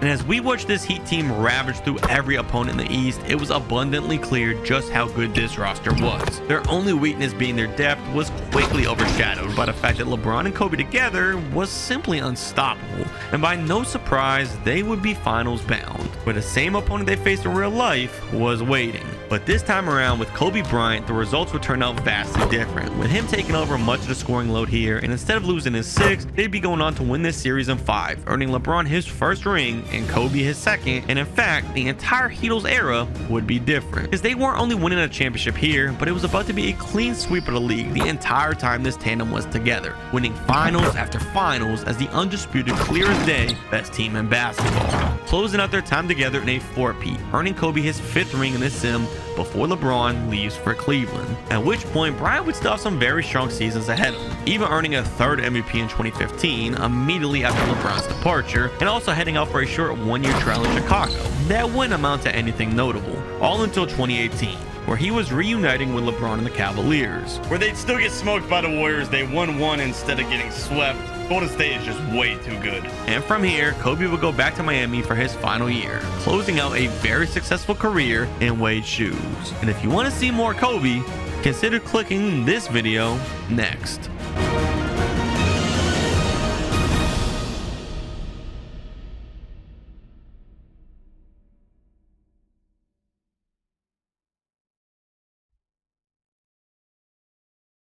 Today, Kevin Durant and LeBron James will be completely switching their entire NBA careers, meaning LeBron will experience KD's career playing for all of his different teams and reimagining some of his iconic moments. Will throw in. Gets it to LeBron for 3 for the win. Yes! LeBron James And we'll also be witnessing Kevin Durant play out LeBron's career as he attempts to live up to the King's legacy. But for now, we head out to Cleveland in 2003, where a newly drafted Kevin Durant is preparing to make his NBA debut. And he was immediately making an impact not only for Cleveland, but around the league in general, putting up very impressive year one stats, already asserting himself on the All-NBA third team to go along with his first All-Star appearance, as well as winning Rookie of the Year. But this would come as no shock for KD, who coming into the league would have hefty expectations, already being branded as the possible GOAT. Although what would matter far more than the personal accolades would be the team's success, and with as bad as the Cavs were, they'd be far from winning any rings. Which brings us to the challenge of this video, where KD and Bron will be going head to head to see who can win more rings, so get your predictions in now down in the comments. And it could easily go either way, because even though KD has a 4-season head start and his numbers were rising rapidly every season, even earning the most improved player in 2005, his team was still struggling to make any progress, being swept by the Sixers in round 1 of the 05 playoffs, and then again in 2006, despite averaging over 29 points a game in the first round of the playoffs, leading the entire league in scoring for that round. Durant and the Cavs were still going to be falling flat, this time up against Dwight's Orlando Magic, crushing KD's hopes of winning his first playoff series, and the doubts were starting to creep up. I'm tired of this man being celebrated. For what? How about winning? Win for once. Just win. Yeah. Just win, baby. And the pressure was now building for KD, because with LeBron only 1 season away from being drafted to the NBA, Durant's 4-year head start was at risk of being wasted. But for right now, as we head into the 2007 season, the collegiate LeBron James was the last thing on his mind. Because while the team's roster still wasn't great, he now had his best supporting cast around him yet, giving him his best chance to have some playoff success. Of course, the likelihood of that success would ultimately fall into the hands of KD, who would take this opportunity head on with the best season of his young career. One thing about Kevin Durant is that he will score the basketball, and he was doing an unbelievable amount of scoring this year, overshadowing other all-time greats to lead the entire league in points per night, and with it, the narrative was shifting. There are people who will work for the rest of their life in the game of basketball that can't do what this guy does on a night in, night out basis. Kevin Durant is big time. Yeah, which played a role in KD winning his first MVP, accomplishing it a couple years quicker than even LeBron did. But with the playoffs approaching yet again, the real question would be if KD could match Bron here. Because in real life, King James made one of the greatest playoff runs in history, dragging this team to the NBA Finals. So the question would be, can Durant do the same as he walks in LeBron's shoes? And with him blowing this thing wide open in round 1, finally winning a series, it would seem very possible. As he moves forward to round 2 against Detroit, Durant was continuing to dominate whoever was in his way, and the MVP was punching his ticket for a trip to his first ever conference finals. But without a doubt here, the Cavaliers would be underdogs, with Miami being fresh off an NBA championship. Dwayne Wade was already looking like one of the best players in the NBA after winning a Finals MVP, and some may even say he was a more impactful player than KD so far, questioning whether or not he should have been the first pick. However, our star was going to be quickly putting these narratives to rest, because in the face of the man threatening his legacy, he will put on an absolute clinic, leading both teams in scoring throughout the series and keeping his team within full control with a statement, leading the series 3-0. And come the final moments of Game 4, with the Heat season on the line and the Cavs seconds away from a finals trip, Durant would have one last signature moment. In a tie game, Durant for 3 for the win. He's got it! He's got it! With that game-winning shot sinking in, the Cavaliers were doing it. Kevin Durant was living up to LeBron's legacy and getting his group to the finals. But he was about to have his toughest challenge yet. I believe he's the second greatest foreign-born player behind Hakeem Olajuwon. Legacy, obviously one of the greatest pure scorers we've ever seen. One of the most all-around skilled basketball players we've ever seen. Nowitzki was the runner-up for not only the scoring title, but also the MVP this season, only barely being slighted by Durant in both categories. So as you can imagine, he was eager to get his revenge here on the young superstar also looking for his first championship. But Kevin had all the momentum coming into this series, winning every round of the East within 5 games or less, while Dirk was tired out going through 2 Game 7s, and with him piling up 38 points, things were going great. Yet, even still, Dirk was pushing to another gear in his second straight finals, taking over this game and completely shadowing Durant's performance, leading up to a Game 1 win on the road.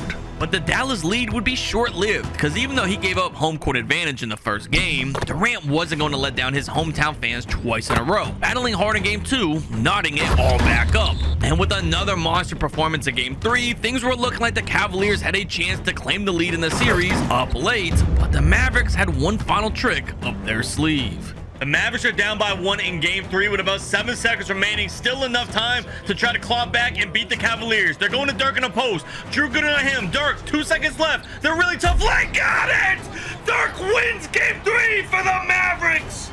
Now going up 2-1, and with Game 4 back in Dallas, Dirk gave his team hope to win it all, meaning things were looking awful for Durant, but don't count him out just yet, because not only would he go on the road to win Game 4, but then back in front of his home fans, he was getting it done again, winning Game 5, now only 1 win away from being crowned a champion.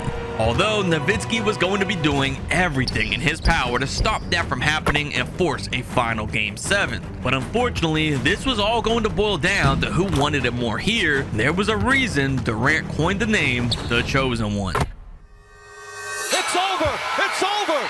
Cleveland is a city of champions once again! The Cavaliers are NBA champions!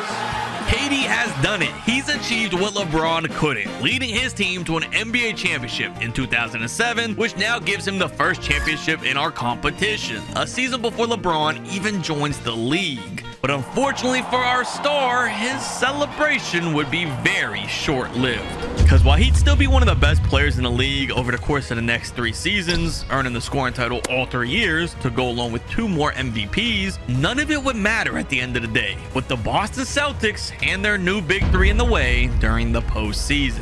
Every single year during this stretch, the Celtics were blazing through the East, to include Durant and his Cavs, wiping out any hopes of adding more rings in pursuit of becoming the GOAT, which would be no easy task, because of course to earn the GOAT title, they would need to pass Jordan's total rings of 6.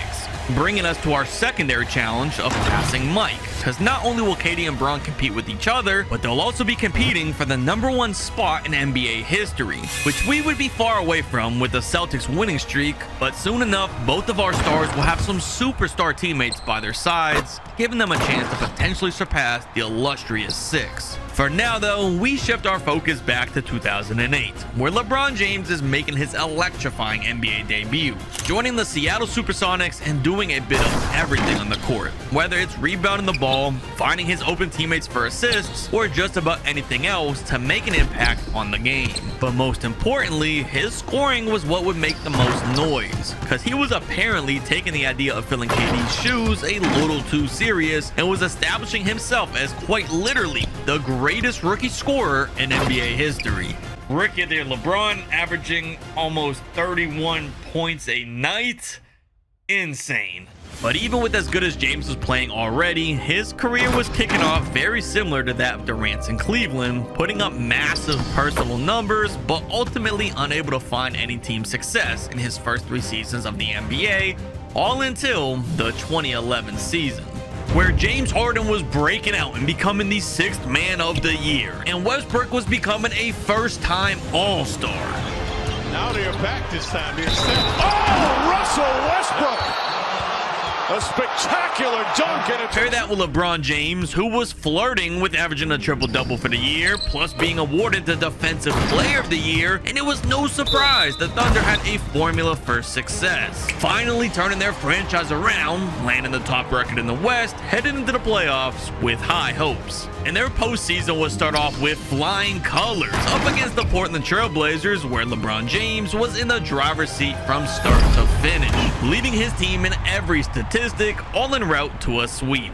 before ultimately running into the Mavericks in the next round, where the young core would be put to the test as they faced some dire adversity up against a team of veterans desperate to win their first rings. While OKC fought hard and had a legitimate chance throughout, in the end they were coming up just short against Dirk, losing in Game 7, but the future was surely bright for LeBron, because he just took the would-be Western Conference champs all the way to a close 7th game as the Mavericks move on to defeat the Lakers in round 3, preparing for the finals, which brings us to the bigger story of this season. Of course, being the fact that Kevin Durant took his talents to South Beach, joining a still very much in his prime Dwayne Wade and an all-star big man in the paint, Chris Bosh, now forming a terrifying big three, by far KD's best team in the league, and even though he was painted as a villain, and for him to go on there and drag us through the mud for 7 years and stab us in the heart, I hope he never wins anything in Miami. He is dead to me. At the end of the day, Durant didn't care. He was playing the best basketball of his life, and after winning the MVP for the 4th time in his career, had very high hopes of winning another championship. Because as he finds himself in the Eastern Conference Finals against the Bulls, the MVP wasn't the only thing he'd be stealing from the city of Chicago. He was stealing the souls, hopes, and dreams of everyone in attendance for their team's furthest playoff run in 13 years. It was a massacre here, and the Bulls stood no chance. Regardless how loud the fans booed, it didn't matter. The Heat were sweeping Chicago, and Durant was finally back to the NBA Finals after 4 seasons. And as we already know, his opponent winning there was yet again Dirk, the same guy he defeated to win Ring 1. If you remember, that was a back and forth series that could clearly go either way, with both stars carrying their team. However, this time was going to be far different, with Durant having head over heels the better roster, and with some huge help from Wade, this was going to be anything but close. This time around ending in only 5, with Durant winning yet another championship, now taking a strong 2-0 lead over LeBron, and I'm not exactly sure that's stopping anytime soon. Because while King James was going on to have his best season of his career so far, earning his first of what will almost certainly be many regular season MVPs, there was still no guarantee of the Thunder having any success, somehow dropping all the way down to the 7th seed with a 5-way tie for the 3rd seed. And come around to the playoffs against the Grizzlies with one of the best front courts in the league, they were being completely overwhelmed by the paint-dominant team. With LeBron losing yet again, much like Durant, the doubts were starting to rise. But LeBron James, it is time. And the reason that I say it's time is because his game has come up short time and time again. Now shifting our focus back to the Heat and Durant, they were up against the San Antonio Spurs in the finals. But with Kawhi only being a rookie this year, this wouldn't be half the scare that the Spurs were to the Heat in the real-life finals with LeBron on the team.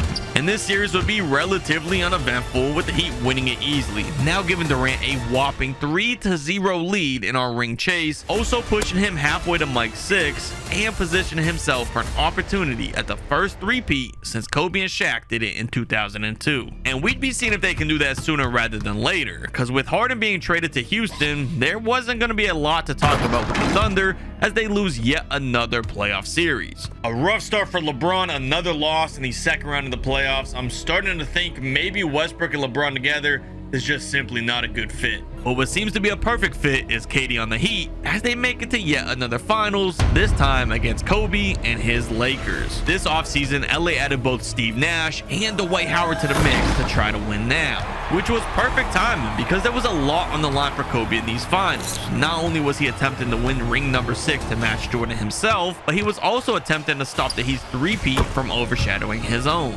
This would be no easy feat though, because the Heat's big three on paper was far better than the Lakers, with Wade and Bosh still playing at a high level, and by this point it wasn't crazy to say that Durant was ahead of Kobe currently. But believe it or not, the biggest difference maker may just be Gasol, who would use his size to wear down Miami, but even still, this series was not going to be a walk in the park either way like the last few finals. After the dust settled from the showdown between Kobe and KD in the first 4 games, this thing would be completely deadlocked at 2-2. And with the ever so important Game 5 preparing in Los Angeles, neither side would want to give up the edge here, with Durant and Kobe both going at each other shot for shot, and one of the greatest scoring exhibitions ever. It would all be culminating for a climactic close finish with the fate of the season on the line. We have a close game 5 with a lot on the line. The difference between going down 3-2 versus going up 3-2 is huge. Miami with the ball, though, down by 1. Mario Chalmers, Steve Nash on him. Mario Chalmers kicks down low to Shane Battier.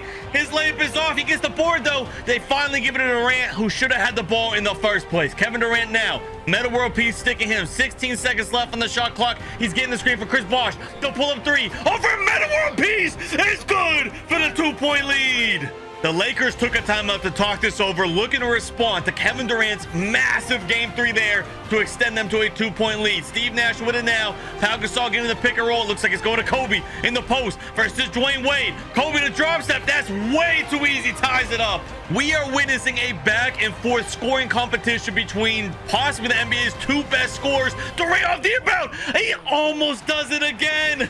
Kobe the board, though. Kobe on the break. Mario Chalmers on him, the mismatch. Kobe back in the post again. The same shot. His leg rolls in. Wow, Miami timeout.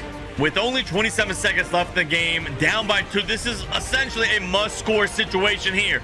Kevin Durant, Meta World Peace on him. Can he get it done again? I thought he had that last 3, but it was just short. Kevin Durant now, one-on-one, getting the screen from Chris Bosh again. KD, he pump fakes, nowhere to go. World Peace recovered on that. Mario Chalmers now, they're swinging it around. Shane Battier, you got to give it back to KD. KD or Dwayne Wade has to shoot it. Not Mario. No way. Wade, the tough 3. Wade is off. Powder board. They foul. One of the best free throw shooters of all time on the free throw line now. He hits the first, has a chance to close this game out. If he hits this one, it's over. And that's it. Miami loses game 5. And just like that, now Durant and his super team are facing possible elimination with their backs against the wall. But going into game 6, facing adversity for the first time after creating the big 3, everybody on the team was clicking and fully committed to forcing a game 7. With the huge games from some of the role guys like Shane Battier and Ray Allen, the Heat were eventually forcing one final matchup where the hype would be at an all-time high, with Miami's big 3 1 win away from a 3-peat and Kobe Bryant 48 minutes away from matching Michael Jordan himself with 6. And while the backup was all the difference in game 6, it was certain that game 7 would all boil down to the battle between basketball's 2 biggest stars. But despite both of them being locked in with their A games, there could only be one winner at the end. So then I couldn't really figure out, is this a rhythm thing? I'm trying to count the seconds that he takes to make his moves. When does he make them? At what times in the game? And I couldn't really figure out that rhythm yet. So I retired not being able to. Kevin Durant was getting things done, leading the Heat to yet another championship, pulling off the 3-peat, and now pushing to a whopping 4-0 ring advantage over LeBron, who, speaking of, was spending his entire offseason training with his team in hopes of pushing their games high enough to compete, and it could be paying off in a big way. Huge season for LeBron, no surprise, MVP, 31 points, 11 rebounds, over 7 assists a night, but can he get something done in the playoffs finally? The answer, though, would quickly become clear as a resounding yes, because not only would they win in the first round, but with a sweep in the second round against the Clippers, their confidence was at an all-time high as they kick off the conference finals. Up against the very young Portland Trail Blazers, this was going to be by far their best bet of making the finals, and LeBron wasn't going to fail in this moment. He was finally winning the West after 7 seasons in the league, and I'm sure you can guess who was waiting for him in the finals. NBA Finals are here in Oklahoma City. Thunder! And they're painting this town blue. It's the biggest sporting event OKC has ever seen, and fans are rallying behind their Thunder. Game 1 of the NBA Finals. It's a place you always want to be at this time of year, so hopefully we'll take advantage of it. It's the Miami Heat and the Oklahoma City Thunder. Someone's going to get the first leg up on getting a title. And that someone was going to be Kevin Durant early in this series. On the road in OKC, he was scorching hot, averaging over 34 points a game in the opening road trip, lighting up whatever defender attempted to slow him down, and this scoring outburst was too much, giving Miami a 2-0 lead before ever even playing at home. Now shifting the series back to Heat territory, the story would remain about the same. because even though this is our first finals matchup between our two stars and the world was watching with anticipation, this finals would be anything but exciting. The Heat were winning this one in an easy sweep over OKC, giving Durant the first victory in their personal matchups, also now extending his lead to an insane 5-0 rings, also closing in on Michael Jordan. But while Bron may have lost here, there was still plenty of time left, and there were sure to be plenty more finals appearances. Although we weren't going to be seeing that just yet, because in 2015 we were still having the rise of Steph Curry and his Warriors, and history was going to be consistent in this reality, because not only would the Warriors crush the Thunder, but they'd be going all the way too. And the dream season is now complete. The Golden State Warriors are the 2015 NBA champions. Their first title in 40 years. But in this reality, it wasn't the epic battle with the Cavaliers in the 2015 finals, because out east, Durant's first season of the Cavs wasn't going exactly as planned. The Chicago Bulls in the second round of the playoffs had all the tools they needed for the upset, and after 4 straight NBA championships, finally, Kevin Durant was falling, but he wasn't out for good. During the offseason, he was hitting the gym, looking to push his game even further by adding some strength, and while his body physically didn't look any different, his abilities on the court were noticeably improved. He was climbing the ladder of the NBA hierarchy once more, and again reclaiming his throne as the league's MVP, putting up scoring numbers reminiscent of his early scoring title days. And once he finally made it to the playoffs, he was bringing Cleveland back to the top of the NBA hierarchy as well, with a dominant performance in the conference finals, winning his squad a trip back to the NBA finals for the first time since 2007. And on the other end of the finals, who else would we be seeing other than LeBron James, who this season was also having one hell of a year, ending up in second for MVP voting, right behind Durant. And in his conference finals, with the Warriors surprisingly missing, it would be a breeze of a matchup, defeating the Spurs in a sweep to meet Kevin Durant once again. We were witnessing a clash of the two biggest heavyweights in the entire league, the top 2 MVP candidates, the 2 most highly decorated active players, and the 2 best players in the association. But still, the story here was elsewhere, instead focused on Russell Westbrook. While KD and Bron were going at each other, Russ was quietly being the most impactful player in the series, completely oversizing Kyrie and abusing him with superior athleticism while putting up some insane numbers. And then a matchup that was supposed to be a close and exciting finish to the season, with Westbrook averaging a triple-double throughout the finals, it would all be concluded in only 5 very short games, as the Oklahoma City Thunder are winning their first ever NBA championship. Another blowout finals between our 2 stars. Hopefully eventually we can get something a little bit more interesting. Maybe one day in the future we will get that intense matchup, but for now, even though Westbrook was winning the finals MVP here, still LeBron was earning his first ring of his career, lessening the gap on Durant, and this was only the beginning. Who else you want to play with? Steph Curry. Steph Curry's the one that I want to play with, for sure, in today's game. LeBron James was joining the Golden State Warriors, forming possibly the best duo of all time, with Steph Curry and LeBron James together. The pairing was like a match made in heaven, with LeBron's points and assist averages both coming much easier with a talented guard teammate, and it should come as no surprise for anybody watching that the Warriors had the top record and the rest of the league was in trouble, sweeping the Cavaliers for a championship in 2017, and then with a rematch against Durant and the Cavs once again in 2018, we'd be getting a sense of deja vu, winning the Warriors' second in a row and LeBron's third straight. Which after the 3 losses in a row, KD would decide to head out west to LA. And in the meantime, LeBron and the Warriors were silencing the Celtics in the NBA Finals, completing the team's 3-peat for Golden State, and now increasing his ring total to 4, only 1 shy of Durant, and LeBron has nearly completed the comeback and will look to do so with a new super team.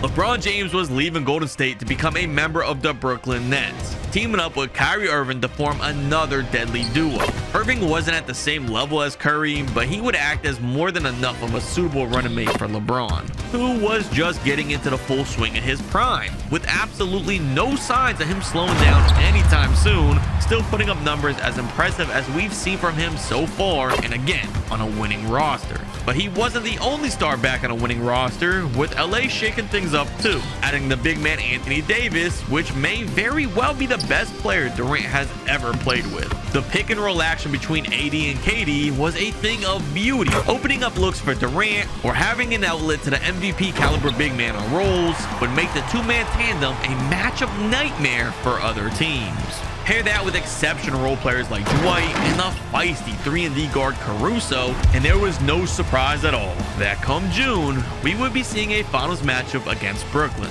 for the 5th installment of Durant versus LeBron. The last 4 finals matchups between our two superstars were all uneventful blowouts, with one side having the clear edge over the other, but this one was different. Both teams were as close to being equally matched as we've seen, with both our stars having one other all-star teammate, which meant this one, more than any of the others, was going to boil down to the one-on-one matchup between LeBron and Durant, and it would leave fans anything but disappointed. The first 2 games, both Durant and LeBron each exploded for over 40 points, setting the stage for one of the most neck-to-neck one-on-one duels in finals history, and the series as a whole was just as close. But KD was looking to make some separation in the series in Game 3, erupting for 44, but even more importantly, limiting LeBron to only 24 points. While the first couple games were back and forth between the two stars and the finish line was close, this one wouldn't be. KD was walking off the court with a huge win, reclaiming the lead in the series, only for LeBron to retaliate with a massive game of his own in enemy territory for Game 4, controlling every aspect on the court, setting the pace for the game. All just to be wasted in the midst of Anthony Davis's best game of this playoff run, scoring at will every trip down for LA and giving them a convincing 3-1 lead. But we all know what LeBron is capable of while facing a 3-1 deficit with Kyrie. And like we've seen before in our reality, LeBron was doing whatever it took to keep his team alive in an effort to add another ring to his legacy. He was doing it all in the court in the next 2 games, putting up some absolutely absurd averages for this stretch. Up to this point, you could easily argue either way that LeBron or Durant was the better player, but in these 2 games, it was clear that the king was on top, tying up the entire series, forcing a Game 7, and LeBron was relaxed for the big moment. Opportunity to have one game for it all, and you take it. So, it's an opportunity, and it's going to be fun. But as this one was coming down to the final minutes, I'm sure he was thinking it was more stressful than fun. But at least for us, we were in for a treat. Durant and LeBron have been battling all series long, no different here in this climactic Game 7, as it's all concluding here. They've battled all game long, and now in the final moments, 2.5 minutes left, you have Durant versus LeBron James again. LeBron strips KD. LeBron off to the races. Only Alex Caruso to beat. LeBron on the way. His leg goes in. What a play by LeBron right there to get his team back in the lead here with 2 minutes left. They're going to Anthony Davis this time. A really tough fadeaway. It's off. LeBron has the rebound now. Brooklyn with an opportunity to extend their lead in these final moments. LeBron with the Rondo on him. That's a mismatch. LeBron serving the playing field, pushing his pace to the paint over Dwight and Rondo. So far has been all LeBron James in these final moments. Kevin Durant, you have to fight back. It looks like they're going to Anthony Davis again. He does have the mismatch with the smaller player. The drop step kicks to the Caruso. Caruso swings it around. If Dwight wasn't in the corner, they had an open 3. Kevin Durant getting the screen from Dwight. Kevin Durant trying to get open, finds Dwight, who ducks all over Jared Allen in the paint. 1-point game. Brooklyn now with it, trying to extend their lead again, only up by 1 now with 90 seconds left in this game. Kyrie Irving has the ball this time instead of LeBron James. Kai isoing up. He gets the screen from Jared Allen. Kai to pull up Jay. It's off. Anthony Davis the board. The Lakers have numbers if they push the pace. They're swinging it around. Kevin Durant open in the corner. KD over Braun. It's off. It's off. Brooklyn again now on the other end. There is non-stop action here in these final moments. Kyrie trying to drive it in to Anthony Davis. Caris LeVert with it now. Caris LeVert kicks it down low to Jared Allen. Are they going to get it back over to LeBron? Kai, wide open. This is bad. Kai drills it. The Lakers still have time, but they're going to have to start scoring now if they want to have a chance here. No more wasted possessions. You're running low. Under a minute to go. They're going to Anthony Davis again. He has the mismatch. They keep beating him. AD, the double team from LeBron, gets over to Rondo. Rondo surveying the field, trying to find the open man. Dwight again in the pick and roll. Dwight, another opportunity. Rondo kicks over to Dwight. Dwight with seconds remaining. Dwight, you have to do something. Wow. What an absolute meltdown by the Los Angeles Lakers in the final moments here. They get an inbound. Rondo almost steals it. What is this finish to this game? Kyrie Irving now, Rondo sticking him. You have to get a stopper. This one is all over. Kyrie Irving now, sizing up Rajon Rondo. Kyrie looking for any opportunities. He's getting the screen from Jared Allen. Kyrie, Rondo's still there. Rondo smothering him. He gets over to Jared. Chandler, Kai from the free throw line. It's off. Anthony Davis the ball.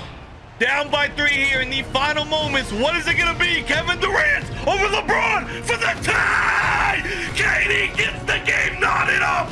LeBron can't believe it. What a finish here. Brooklyn with 6.6 remaining on the clock. They get it inbounded to Kyrie Irving. Rondo and him. It's going to be Kai taking the last shot. Kyrie, his lay. It's no good. Overtime. And this one is still pretty close here in the final minute of overtime. The Lakers are only up by 3, but that is the biggest lead they've had in quite a while now. Kyrie Irving trying to drive in on Rondo. If you're going to stop here, you're in great situation. Kyrie, another tough lay. Wow. The Lakers with the ball. Now, this has got to be one of the craziest Game 7 jump-ins I've ever seen. We're in an overtime right now. LeBron versus Durant. Caruso open for 3. Oh, AC is not able to get it to go. Jared out of the board. LeBron on the break. Kevin Durant, the only man to beat, gets by him. KD's defense deters the shot.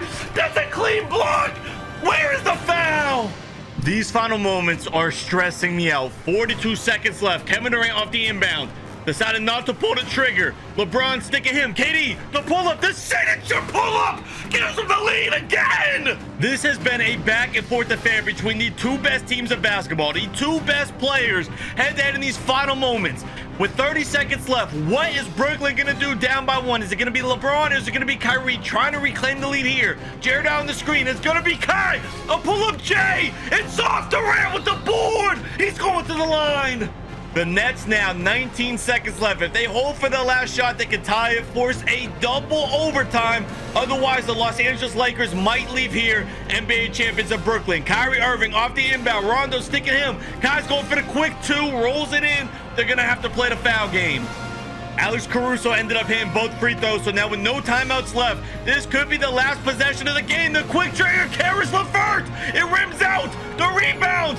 They're not even fouling. This one is done.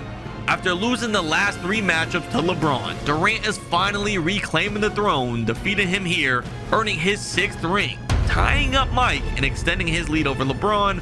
But his story was about to take a sharp turn, because the Lakers were getting rid of key pieces like Dwight, and the following year they let Alex Caruso walk for free. So while KD was still putting up monster performances alongside superstar Davis, the Lakers wouldn't do anything noteworthy the next few seasons. On the other hand, things were going great for LeBron after the loss. With the addition of James Harden, the Nets now had the top record and were favorites to win it all, being put to the test in the finals up against the MVP of the league, Nikola Jokic. And while the Joker was incredibly talented and put up a good fight, the scoring tandem of the Nets' big 3 was way too much for Denver, with the series ending in a gentleman's sweep, getting LeBron a ring in Brooklyn, which Durant wasn't able to do, now also meaning King James is only behind 1 ring in our competition with KD. But the only problem was it could possibly be the last, because just like KD's last ring, after the championship the team was splitting up, and now the Nets were losing the playoffs to Giannis and the Bucks, leading to Brooklyn rebuilding as they shipped LeBron out to Phoenix in a blockbuster deal. On paper, it would look like LeBron was joining another star-studded roster that was sure to make more deep playoff runs, but in reality, the team faced the same struggles that it had with Durant in real life, lacking solid big men or defense, resulting in other teams walking all over them. Losing to the Minnesota Timberwolves in round 1 of the 2023 playoffs, then again in round 1 against the Clips the next season, and then in 2025, completely missing the playoffs altogether. Honestly, not even surprised. 2K hates the Phoenix Suns for some reason. Really wanted to see LeBron have an opportunity to tie Durant and even compete for number 7 against KD, but it's not going to happen. They don't even make the playoffs this year, which means LeBron is completely locked in at 5 rings, which is still impressive, but it would be losing to KD. However, this story isn't over just yet, because KD has one last goal in 2025. He may have won the competition against LeBron, but he still wanted to become the undisputed greatest to ever play. and with a major change this year, he'd have a chance to get that last ring. Luka Doncic was joining the Lakers this season in an unbelievable trade for Anthony Davis, now pairing one of the league's top talents with Durant on a Hail Mary final push. And while KD was still a major factor on this team, it was ultimately Luca leading the charge, earning the MVP award for the season and possibly making or breaking Durant surpassing Jordan, leading the way for the Lakers to have one last finals appearance up against one of Luca's prior teammates and his star-studded New York Knicks roster. And while it was Luca who led the team to this point, it was Durant who was taking matters into his own hands here. In a culmination of all the events of his career leading up to this point, he would leave us all amazed with one final masterclass of scoring, and while I wish this was some epic climactic finals, it simply wasn't. This year's Bill Russell Finals MVP goes to Kevin Durant.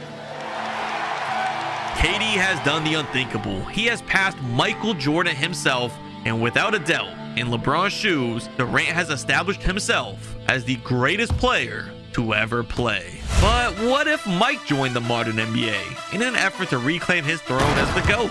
Find out how that would play out by clicking this video next.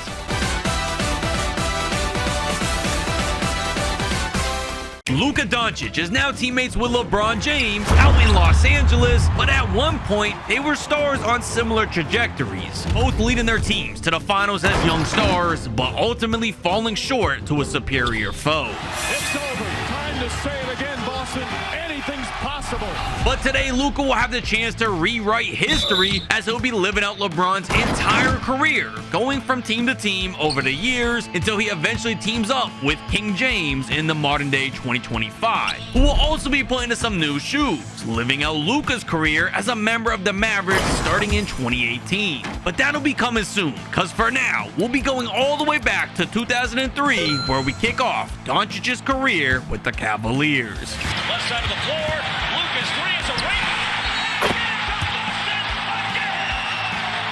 And it would be no surprise that his rookie campaign was gonna be electrifying. Coming into the league scorching hot, averaging over 17 points a night to kick off year one, playing out of high school with sky-high hopes of being crowned as the GOAT. And with him expanding his game past only scoring, his case for Rookie of the Year was inarguable, winning the award, but there was a big issue. His team was struggling all year and missed the playoffs. Much like LeBron, there was only so much that Doncic could do with a lackluster group behind him, making things more difficult to live up to the GOAT status. Which, speaking of, brings us to the topic of Luka surpassing LeBron's greatness, which to do so, he'll have 3 goals, to include matching LeBron's point total, having a winning finals record, and getting a three-peat, something LeBron never did. So with such high aspirations, we're gonna skip straight to Luka making some progress, which just so happens to be 2007. The same season that James made his first finals appearance. Because with the way Luka was playing, it was very possible that he could do the same, closing in on averaging a triple-double for the year, and with that, catapulting the Cavaliers to their best record of all time, which happened to be at the perfect timing, because with the East top teams like the aging Nets and the Detroit Pistons both exiting their prime years, the Cavaliers' window to win would be wide open come the playoffs. And with the whole world watching, waiting to see how Luka responds, he would be quick to deliver on the massive expectations, making quick work of the Wizards in round 1. And then we'd see the early stages of a massive rivalry developing before our eyes, with Doncic marching into a matchup with the Celtics, only to eliminate them just as fast as DC, resulting in the Cavaliers celebrating their first trip to the conference finals since 1992, but things were about to get much more difficult, now finding himself face to face against this year's MVP. And he wasn't alone here, joined by all-time great Shaquille O'Neal, who may have been in the back end of his career, but was still a formidable running mate for Wade in the Heat. Fresh off a championship the season prior, now giving Big Z a slew of issues down low, eventually getting Miami the 1-0 lead on the road, which puts the pressure on Luka now, looking like he may be blowing yet another season unless he can figure things out fast. However, he was doing just that, coming back not only on his home floor for Game 2, but then on the road to Miami, he was firing on all cylinders, using his array of scoring abilities to lead his group past the Heat, now only 1 game away from a trip to a franchise first finals. And after a long fought back and forth game 5, the Cavs had the ball for the last possession with a chance to get that one win, and it would be all up to Luca. Luca has a chance for a legacy-defining iconic moment, an opportunity to send Cavs to the NBA Finals for the win, the pull-up. Oh, it rims out. Oh, that is devastating. Now with the Heat getting within arm's reach on Cleveland's floor, Luca's miss may have been fatal for the season, because it was beginning to look like Doncic and his Cavaliers were about to fall short yet again, with Miami storming into Game 6, crushing Cleveland, stealing all the momentum in this series, forcing one final Game 7 to determine who wins the entire conference. And with his haters preying on his downfall, this would be the biggest game of his career. But now with a fire lit under him and his back against the wall, he was going to be taking care of business in Game 7, proving the Heat's small run was nothing more than a scare, eventually winning this game in a blowout backed by Luca's career high to silence the doubters. And now there was only one more hurdle, which was shockingly Steve Nash and his Phoenix Suns, also joined by Amari Stoudemire, two all-stars who would go ringless in real life, meaning one of these franchises was walking away with their first ever championship and making history. But it was hard to say who, because despite Luca unleashing a scoring fury to start the series off with 2 wins at home, he was only a one-man army, and it would be difficult to continue outclassing both Nash and Amari. So while Phoenix tying up the series after 4 wasn't so bad on paper, with Cleveland still having home court, things were getting much scarier as the Suns won Game 5 on the road, now going up a strong 3-2, eventually justifying the fears of fans, with the final shifting back out to the Arizona deserts, and Steve Nash having an MVP caliber game to close this all out, win the NBA Finals after 6 games, ending our star season short. And despite him averaging a near triple-double for the series, he just didn't have enough to get it done. I guess the one positive is Luca won 2 games while LeBron got swept in 2007. But don't forget, soon enough, LeBron will be in Luca's shoes with a chance to rewrite his own story and also possibly outdo Luca. But in the meantime, Luca was living in the gym during the offseason, clearly on a mission to get over that hump and bring the city of Cleveland their first ever ring, and all the hard work was about to pay off, with a massive bounce back season following the devastating finals loss, improving on all aspects of his game that had an impact on him crumbling only 2 games shy of a ring, becoming stronger for more offensive opportunities in the post, elevating his game beyond the arc for threes, and everything else in between, all until he would earn his first career MVP. Again, nearly a triple-double, but this time member the 50-40-90 club as he improves his 3-point shot. Stellar season for Luca, 1 year quicker on the MVP than LeBron, but there's a little bit of a problem. If you remember, last postseason, we alluded to the Celtics rivalry with Luca, and that was about to pick up a notch this year. Cause in an effort to overcome Luca and win some rings, the Celtics were forming a stacked super team, bringing in Ray Allen to add some much needed space into the court, and they also acquired one of the best bigs in the league, Kevin Garnett. So naturally, we'd see the Celtics waiting in the conference finals, and with Luca by himself, Boston would be heavily favored, and this series would be ending quick. Except that it may not be ending quick for the reason you expected, because it would actually be the league's MVP, putting his team on his back, and in the face of one of history's most stacked rosters, he will pull off possibly the biggest upset ever. But it may have hurt his goals more than it helped. Kobe is the greatest Laker ever. It's astonishing and amazing. Like, he's the most prepared guy that I've ever seen. His quickness and agility and ability to get his jump shot off from anywhere. This year's finals opponent needed no introduction, head-to-head with one of the greatest to ever play. And Luca would have aspirations to one day be in the same conversation as Kobe, but today wasn't that day. Luca would average close to 30 a night in this final series, and while we may see it one day, it wouldn't be a passing of the torch moment like he'd hope. In back-to-back years, Luca was falling short at the pinnacle, meaning even though he's made more finals than LeBron so far, his goal for a better record was taking a big hit, and the haters were even louder than ever before. He's a regular season dynamo, but come postseason time, he's the most overrated, overhyped superstar in my history in this business, seriously. Although Luca was up for the challenge of proving the doubters wrong, regardless of what it takes, yet again having a major bounce back season after the finals loss, earning his second consecutive MVP after another huge year, but this time around, the critics were still skeptical. We know you're great. How about winning? Win for once. Just win. Yeah. Just win, baby. Welcome to the Just dark win. side. But it was true, because so far we've seen Luca continually fall flat, not only losing twice in the finals, but nearly throwing away a season after missing a clutch opportunity. And things weren't improving anytime soon, because on the back end of his Cavs tenure, the Celtics were getting their revenge, crushing him in the playoffs in 2009, only for the following year to be blown out the water by Dwight and his Magic, even after Luca won his third straight MVP, which leaves you wondering if Doncic truly has what it takes to live up to LeBron's legacy. Because as we closed out his Cleveland tenure, he performed well in the regular season, but he really missed the mark with finals losses and total points scored. But on the bright side, major change was coming. And for him to go on there and drag us through the mud for 7 years and stab us in the heart, I hope he never wins anything in Miami. He is dead to me.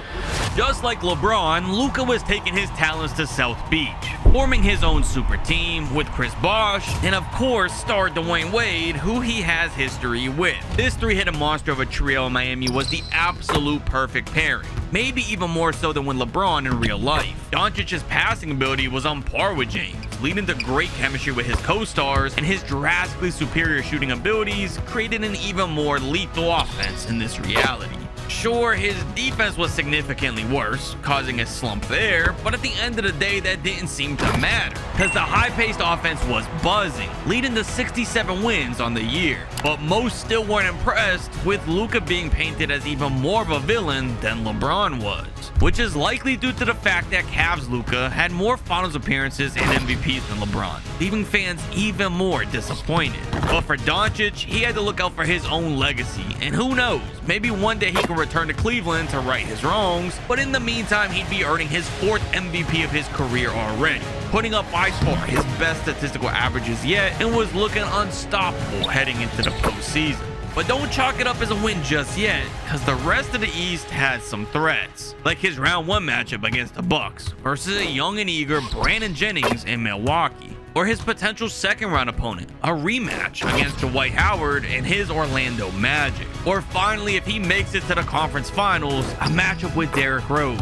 So with the postseason underway, the first round will be a test of where the Heat's level was at, and they would prove quickly that they were the real deal, sweeping Milwaukee after 4 scrappy games. And then, with an opportunity for revenge against the White, Luca would shut down any doubts whatsoever after his second straight sweep and a look of determination in his eyes.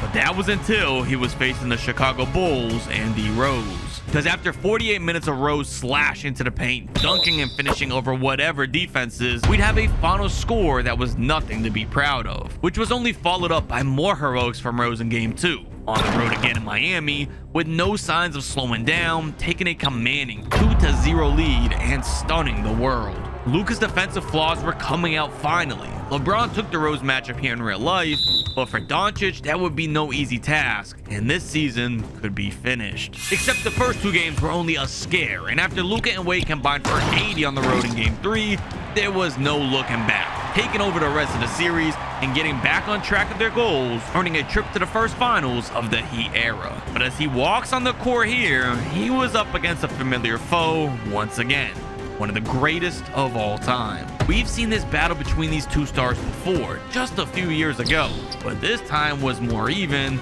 with Luca having some backup now. However, that isn't to say that this would be some walk in the park, because it was anything but that, with both sides trading blows early. One game, Kobe would score at will for a win, only for Luca to follow it up with a little bit of everything, and then Gasol would have a breakout night, only for Wade to counter back as Luca's Robin. All until these finals were completely knotted up after 4, moving this series forward to an absolutely crucial Game 5. More often than not, the team to win the Game 5 of a series goes on to win it, which simply further intensifies the stakes, as this one comes down to the last 2 minutes of a close game, and Luca would finally have an opportunity for redemption. It has been a long time coming since the last time we saw Luca in a close game, dating back to Cavaliers versus the Heat. Now on the Heat, a chance for revenge against Kobe Bryant. D-Wade with the ball, Luca, Steve Blick on him, the tough post fade. He gets to go in. Now it's a 1-point game. With a minute and 40 left, though, you have no room for mistakes with a player like Kobe Bryant on the Lakers side of the ball. Kobe with it now. D-Wade guarding him. He gets the screen from Bynum. Kobe a pull-up three. That's too easy. Oh, wow. They get a break. Now Miami has his opportunity to take the lead here. Luca driving it on Steve Blake. Luca back in the post again. Loses it. Powell with the ball. Steve Blake loses it. Big C the ball. See the dunk. Gives him the lead. What a series of events. 33 for Powell tonight. What a battle between the bigs. Bosh had 20-something. Steve Blake is not Kobe Bryant in these final moments. Luca guarding Steve. Kobe trying to get open. Artest wide open. Bang! Gives him the lead again. The Heat with it now. This is possibly the biggest moment of Luka Doncic's career so far. In the paint again versus Steve. They're going to Big Z again, though. His lay ties him up. The unlikely hero Ilgauskas is there. Kobe Bryant with a D-Wade on him. The Miami Heat desperately need a stop in their home court. Kobe Bryant trying to get open. Wade is all over. Kobe, a really tough lead. How did he make that? Miami isn't going to tap out just yet, though. They used a timeout with half a minute left. There's plenty of time. Miller was wide open. He didn't take it. Artest able to miss it. Nonetheless, though, Luka Doncic with the ball. Steve Blake on him. Chris Bosh the screen. Luka for three. And the lead. Got it. Luka sinks the shot. Doncic and the Miami Heat are 20.1 seconds away from a 3-2 series lead, 1 away from Luka's first ever championship. They go down low to Kobe. Kobe Bryant, the post fade is way too open. Oh my goodness. 10 seconds left in the game. Do the Heat have enough gas left in the tank to get things done here? Luka with an opportunity to win this one for Miami. Steve Blake guarding him. Luka getting bumpy. The pull-up J seals the deal. Luka gets it to go for the win. Miami takes the series 3-2. Following that huge bucket, Luka is only 1 game away from a ring, and nothing was about to stop him now. Walking back on the road to LA in one of the fiercest arenas in basketball, he'd have one of the best games of the season and was finally getting his passing of the torch moment. The Miami Heat are once again NBA champions. Finally, Luka Doncic was on top of the NBA world, officially winning his first championship, a year quicker than LeBron even. And this was only the beginning, as Luka was on the verge of dominating the league, because they were finding themselves right back in the finals, up against OKC, and while Kevin Durant and Westbrook are one of the best duos in the league, Luka at this point was undoubtedly the best player in the league, winning the MVP for the 5th time this season and averaging a 30-point triple-double in the finals, which was far more than OKC could keep up with, ending this series early. It's back-to-back titles for the Heat. Now not only tying up his all-time finals record and continuing to be ahead of pace of LeBron, but also putting himself in position for a three-peat, which was a very realistic goal, because after earning an unbelievable 6th MVP, his run through the postseason was looking as impressive as ever, eliminating team after team in the East, until he'd have yet another run-in with the Lakers and Kobe Bryant. And while the last 2 meetings results were climatic and up in the air, this one was anything but that, with Luka and his group winning yet another finals with relative ease, now outdoing LeBron by pulling off the three-peat, while simultaneously now having a winning finals record. I think it's pretty easy to see that Luka has surpassed LeBron in the Miami Heat era, but for Doncic, he's not stopping there. He wanted to close out his last year with the team by ending any possible argument about whether he is the greatest Heat player in franchise history. So for one final run with an aging Wade and Bosh, our star was about to put on a show, starting with the MVP. A 7th MVP. That is just crazy, but possibly not as crazy as the fact that Luka and the Heat had a chance to four-peat back in the finals again, although it wasn't guaranteed. Facing Durant, looking for his revenge, playing the best basketball of his career, and taking the first game of this series, only for Luca to retaliate back twice as hard, and it was only a matter of time before he yet again proved himself to the world, now accomplishing NBA history, firing off for 4 straight wins to complete the four-peat in the perfect 4-year stretch for Luca. 4 MVPs, 4 Finals MVPs, and 4 titles, closing out the Heat era with a noticeable edge over LeBron, on pace to complete his goals by the end of this. But first, he had some unfinished business back in Cleveland. Luca was finally back, and now at the peak of his career, was looking to right his wrongs and bring a ring to the city of Cleveland. picking up right where he left off in Miami, continuing to average some incredible numbers, but as we all knew would inevitably happen at some point, he would start to slow down slightly, meaning with other very talented up-and-coming players starting to gain recognition in the league, for the first time in years, Luca wouldn't be winning the MVP. But that didn't mean that Cleveland wasn't the favorites to win it all, because he had some new stars backing him up, most notably Kyrie Irving, a very young elite shot creator that rivaled even D-Wade's help in his prime, resulting in an even scarier offense than we saw in Miami. And what would follow would be an unbelievable record, but there was still an issue. Out west, LeBron's #1 rival in his career was just heating up into dynasty form. The Golden State Warriors were hot as ever, with star Stephen Curry revolutionizing the game with his shooting, and 8 months later, we'd be in the NBA Finals for the first installment of the Warriors and Cavaliers clashing, as Luca and Steph will likely begin an intense rivalry, with Curry being the first to take a punch in front of his Golden State fans erupting from beyond the arc, and Cleveland had no answer, taking a 1-0 lead early. Although I was at a loss for words at what would happen next. We've come to know that Luca was capable of huge performances, but I had no idea just how valuable he was to a team. Following up Curry's big game with near flawless basketball, and the results would simply speak for themselves. I was not expecting this to happen.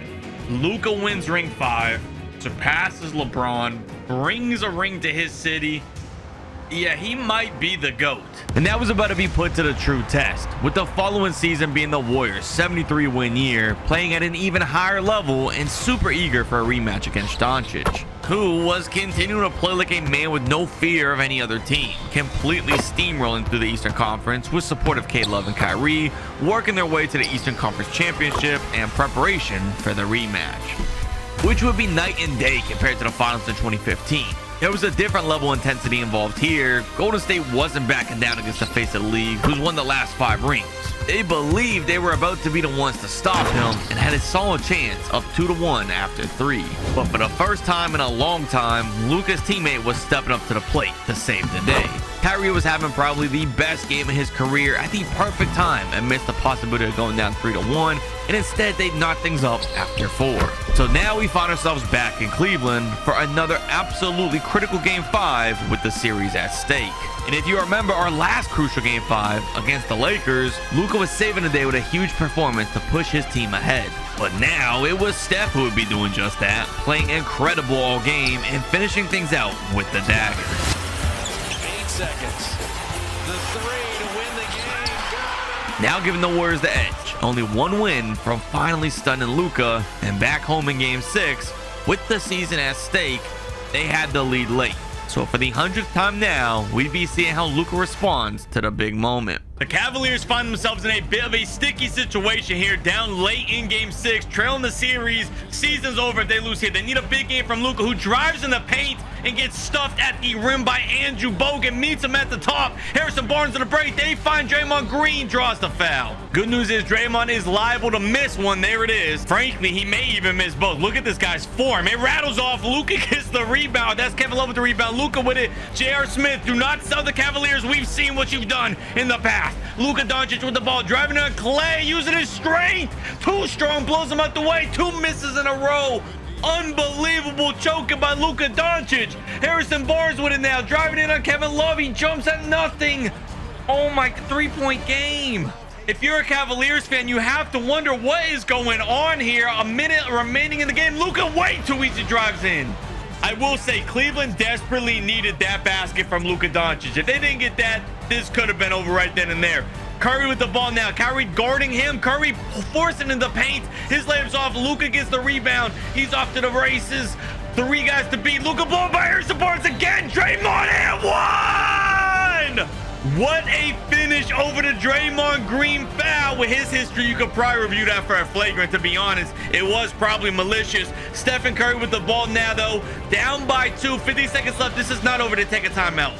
Let's see what the Warriors drew up in that huddle. What did they figure out with 47 seconds left in the game? What did Steve Kerr cook up for this team? A post look to Steph Curry with Kyrie on him. A crowded paint. Andrew Bogut in the clutch. No way that's what they drew up. Cleveland with the ball now. Luca with an opportunity for the dagger. He forces his way in. He will not take no for an answer. You're one stop away from forcing a game 7 here. Steph Curry with the ball, 30 seconds left in this game. They use another timeout. If you're the Cavaliers, you do anything but let them get a 3 here. A 3 here means they can play the free throw game. They can get it tied up with another 3. And with their firepower they have, that is dangerous. Steph driving it in, somehow gets right by Kyrie really quickly. Of course, they're playing the foul game. Kyrie's at the line. Kyrie misses the second. No timeouts left for Golden State. Down by 3. They have an opportunity to tie the game and force overtime. Harrison Barnes has it. Curry, Kevin Love on him. How did this happen? He takes a 2. That's a mistake. You just have to get this ball inbounded. Frankly, I thought there was less time on the clock. Maybe the 2 wasn't so bad. If Kai misses another one, you can win the game with a 3.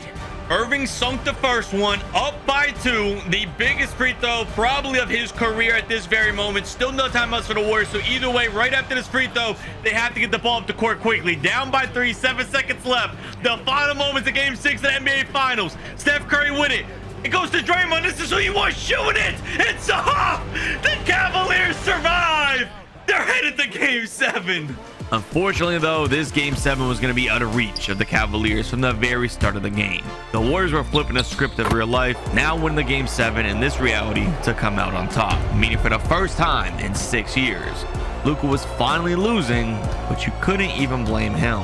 Can't really blame Luca for this one. He did all he could. And unfortunately, things are about to get even worse because Kevin Durant was making the decision to join the Warriors, also looking to win some rings like Steph. And with this new Golden State super team, the Cavaliers are going to be getting smoked the next 2 finals in a row, just like LeBron did in his own reality, abruptly leading us to the end of Luca's second Cleveland stint, only making small progress on his goals and starting a fresh final era in our story, which of course will be the start of Luca rocking the purple and gold, moving his talents out to the Lakers. And with him already having more rings than LeBron, he doesn't have much left to prove here to match James' legacy, but with him only 1 ring behind Jordan, that could be all the motivation he needs. Although we weren't seeing that possibility yet, with Doncic surrounded by young raw talent, unable to make the playoffs in his first year in LA. But this season isn't over yet, because it's finally time for LeBron's debut. Being selected in the draft and sent straight over to Dallas, he was instantly drawing the love and hype from fans around the world. Rightfully so too, because he was putting up some huge numbers in only year 1, which would easily give him Rookie of the Year just like Luca, which speaking of, LeBron would have his own set of goals as well to surpass Luca's time in Dallas, and his was simple enough: just earn an MVP and win a championship. But we'll talk about that soon, because for now, Dallas is missing the playoffs too, and we need to shift back to LA.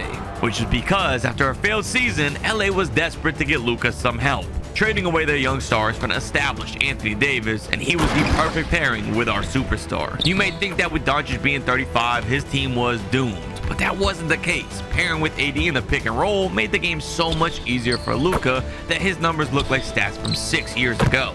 So it goes without saying that this team will be far better, now making the playoffs. And with LA rounded out with quality role players all around, Luca was having relative ease in his postseason run, just like LeBron did this year in real life, without much changing in this reality except for his finals opponent, which would be yet another run-in with the Boston Celtics. And as we know, over the years, Luca has had several run-ins with them. And with this year's rendition being backed by a young Jason Tatum, the results here would be familiar to most of the previous ones, because backed by the veteran experience of Doncic combined with a roster loaded with other experienced vets and young athletic talent, and you'd have a formula for success against the young Celtics. We may be seeing more of them in the near future, but for now they weren't ready yet for this moment. Luca looked like he still had some gas left in the tank, putting up a Finals MVP worthy performance in the series, and he was about to be matching MJ, winning yet another championship, raising his total to 6, while also cracking a positive Finals record all time, making great progress on LeBron, who, speaking of, we have yet to talk about. However, it was for good reason, because the 2020 season, while we did see an improvement, particularly his points per night making a leap, his team was still far from making any noise. But don't worry, help was coming very, very soon and will be our new focus of this sim, because there wasn't much more to talk about with the Lakers. Following their 2020 championship, dispersing most of their supporting cast, and they'd struggle to find much more success, just like they have in real life. Age was catching up to Luca much quicker than it has to LeBron, and him slowing down was getting noticeable. so there wouldn't be any more rings for him, locking it in at 6. And the only thing worth mentioning was that he did still break Kareem's scoring record, albeit a couple seasons after LeBron did. Meaning now, as we close out Luca's career, he accomplished all 3 goals and definitely outperformed James. But now, LeBron has a chance to do the same. The only problem being that it would be an extreme uphill battle, because even with the front office bringing in some help like Brunson and Porzingis, there was just too much talent in the West for the young LeBron to get past early in his career, steadily improving his numbers every year, only to fail at some point in the playoffs. All until 2023, something was different. James was looking better in every way, more explosive, better at creating shots, finishing better than ever before, and he would get the recognition he deserves. A LeBron James MVP, 33, almost 34 points a night, nearly averaging a triple-double. LeBron is doing just fine in Dallas. And even though he lost in the conference finals, it was clear he was close to making that final step, appearing in the 2024 NBA Finals up against Tatum and the Celtics, the very team that Luca lost to this year. But this was LeBron we were talking about, the most dominant player to ever touch a basketball, and at 24 years old, it was obvious that the league was his for the taking moving forward. The torch has been passed again, and our next great legacy was beginning. The finals was a complete flip of real life, and LeBron James was becoming an NBA champion, meaning he, in fact, accomplished both his goals to surpass Luca, and you'll have to be the judge of who was more impressive. But what if LeBron and Durant swapped careers instead? Find out by clicking this video next.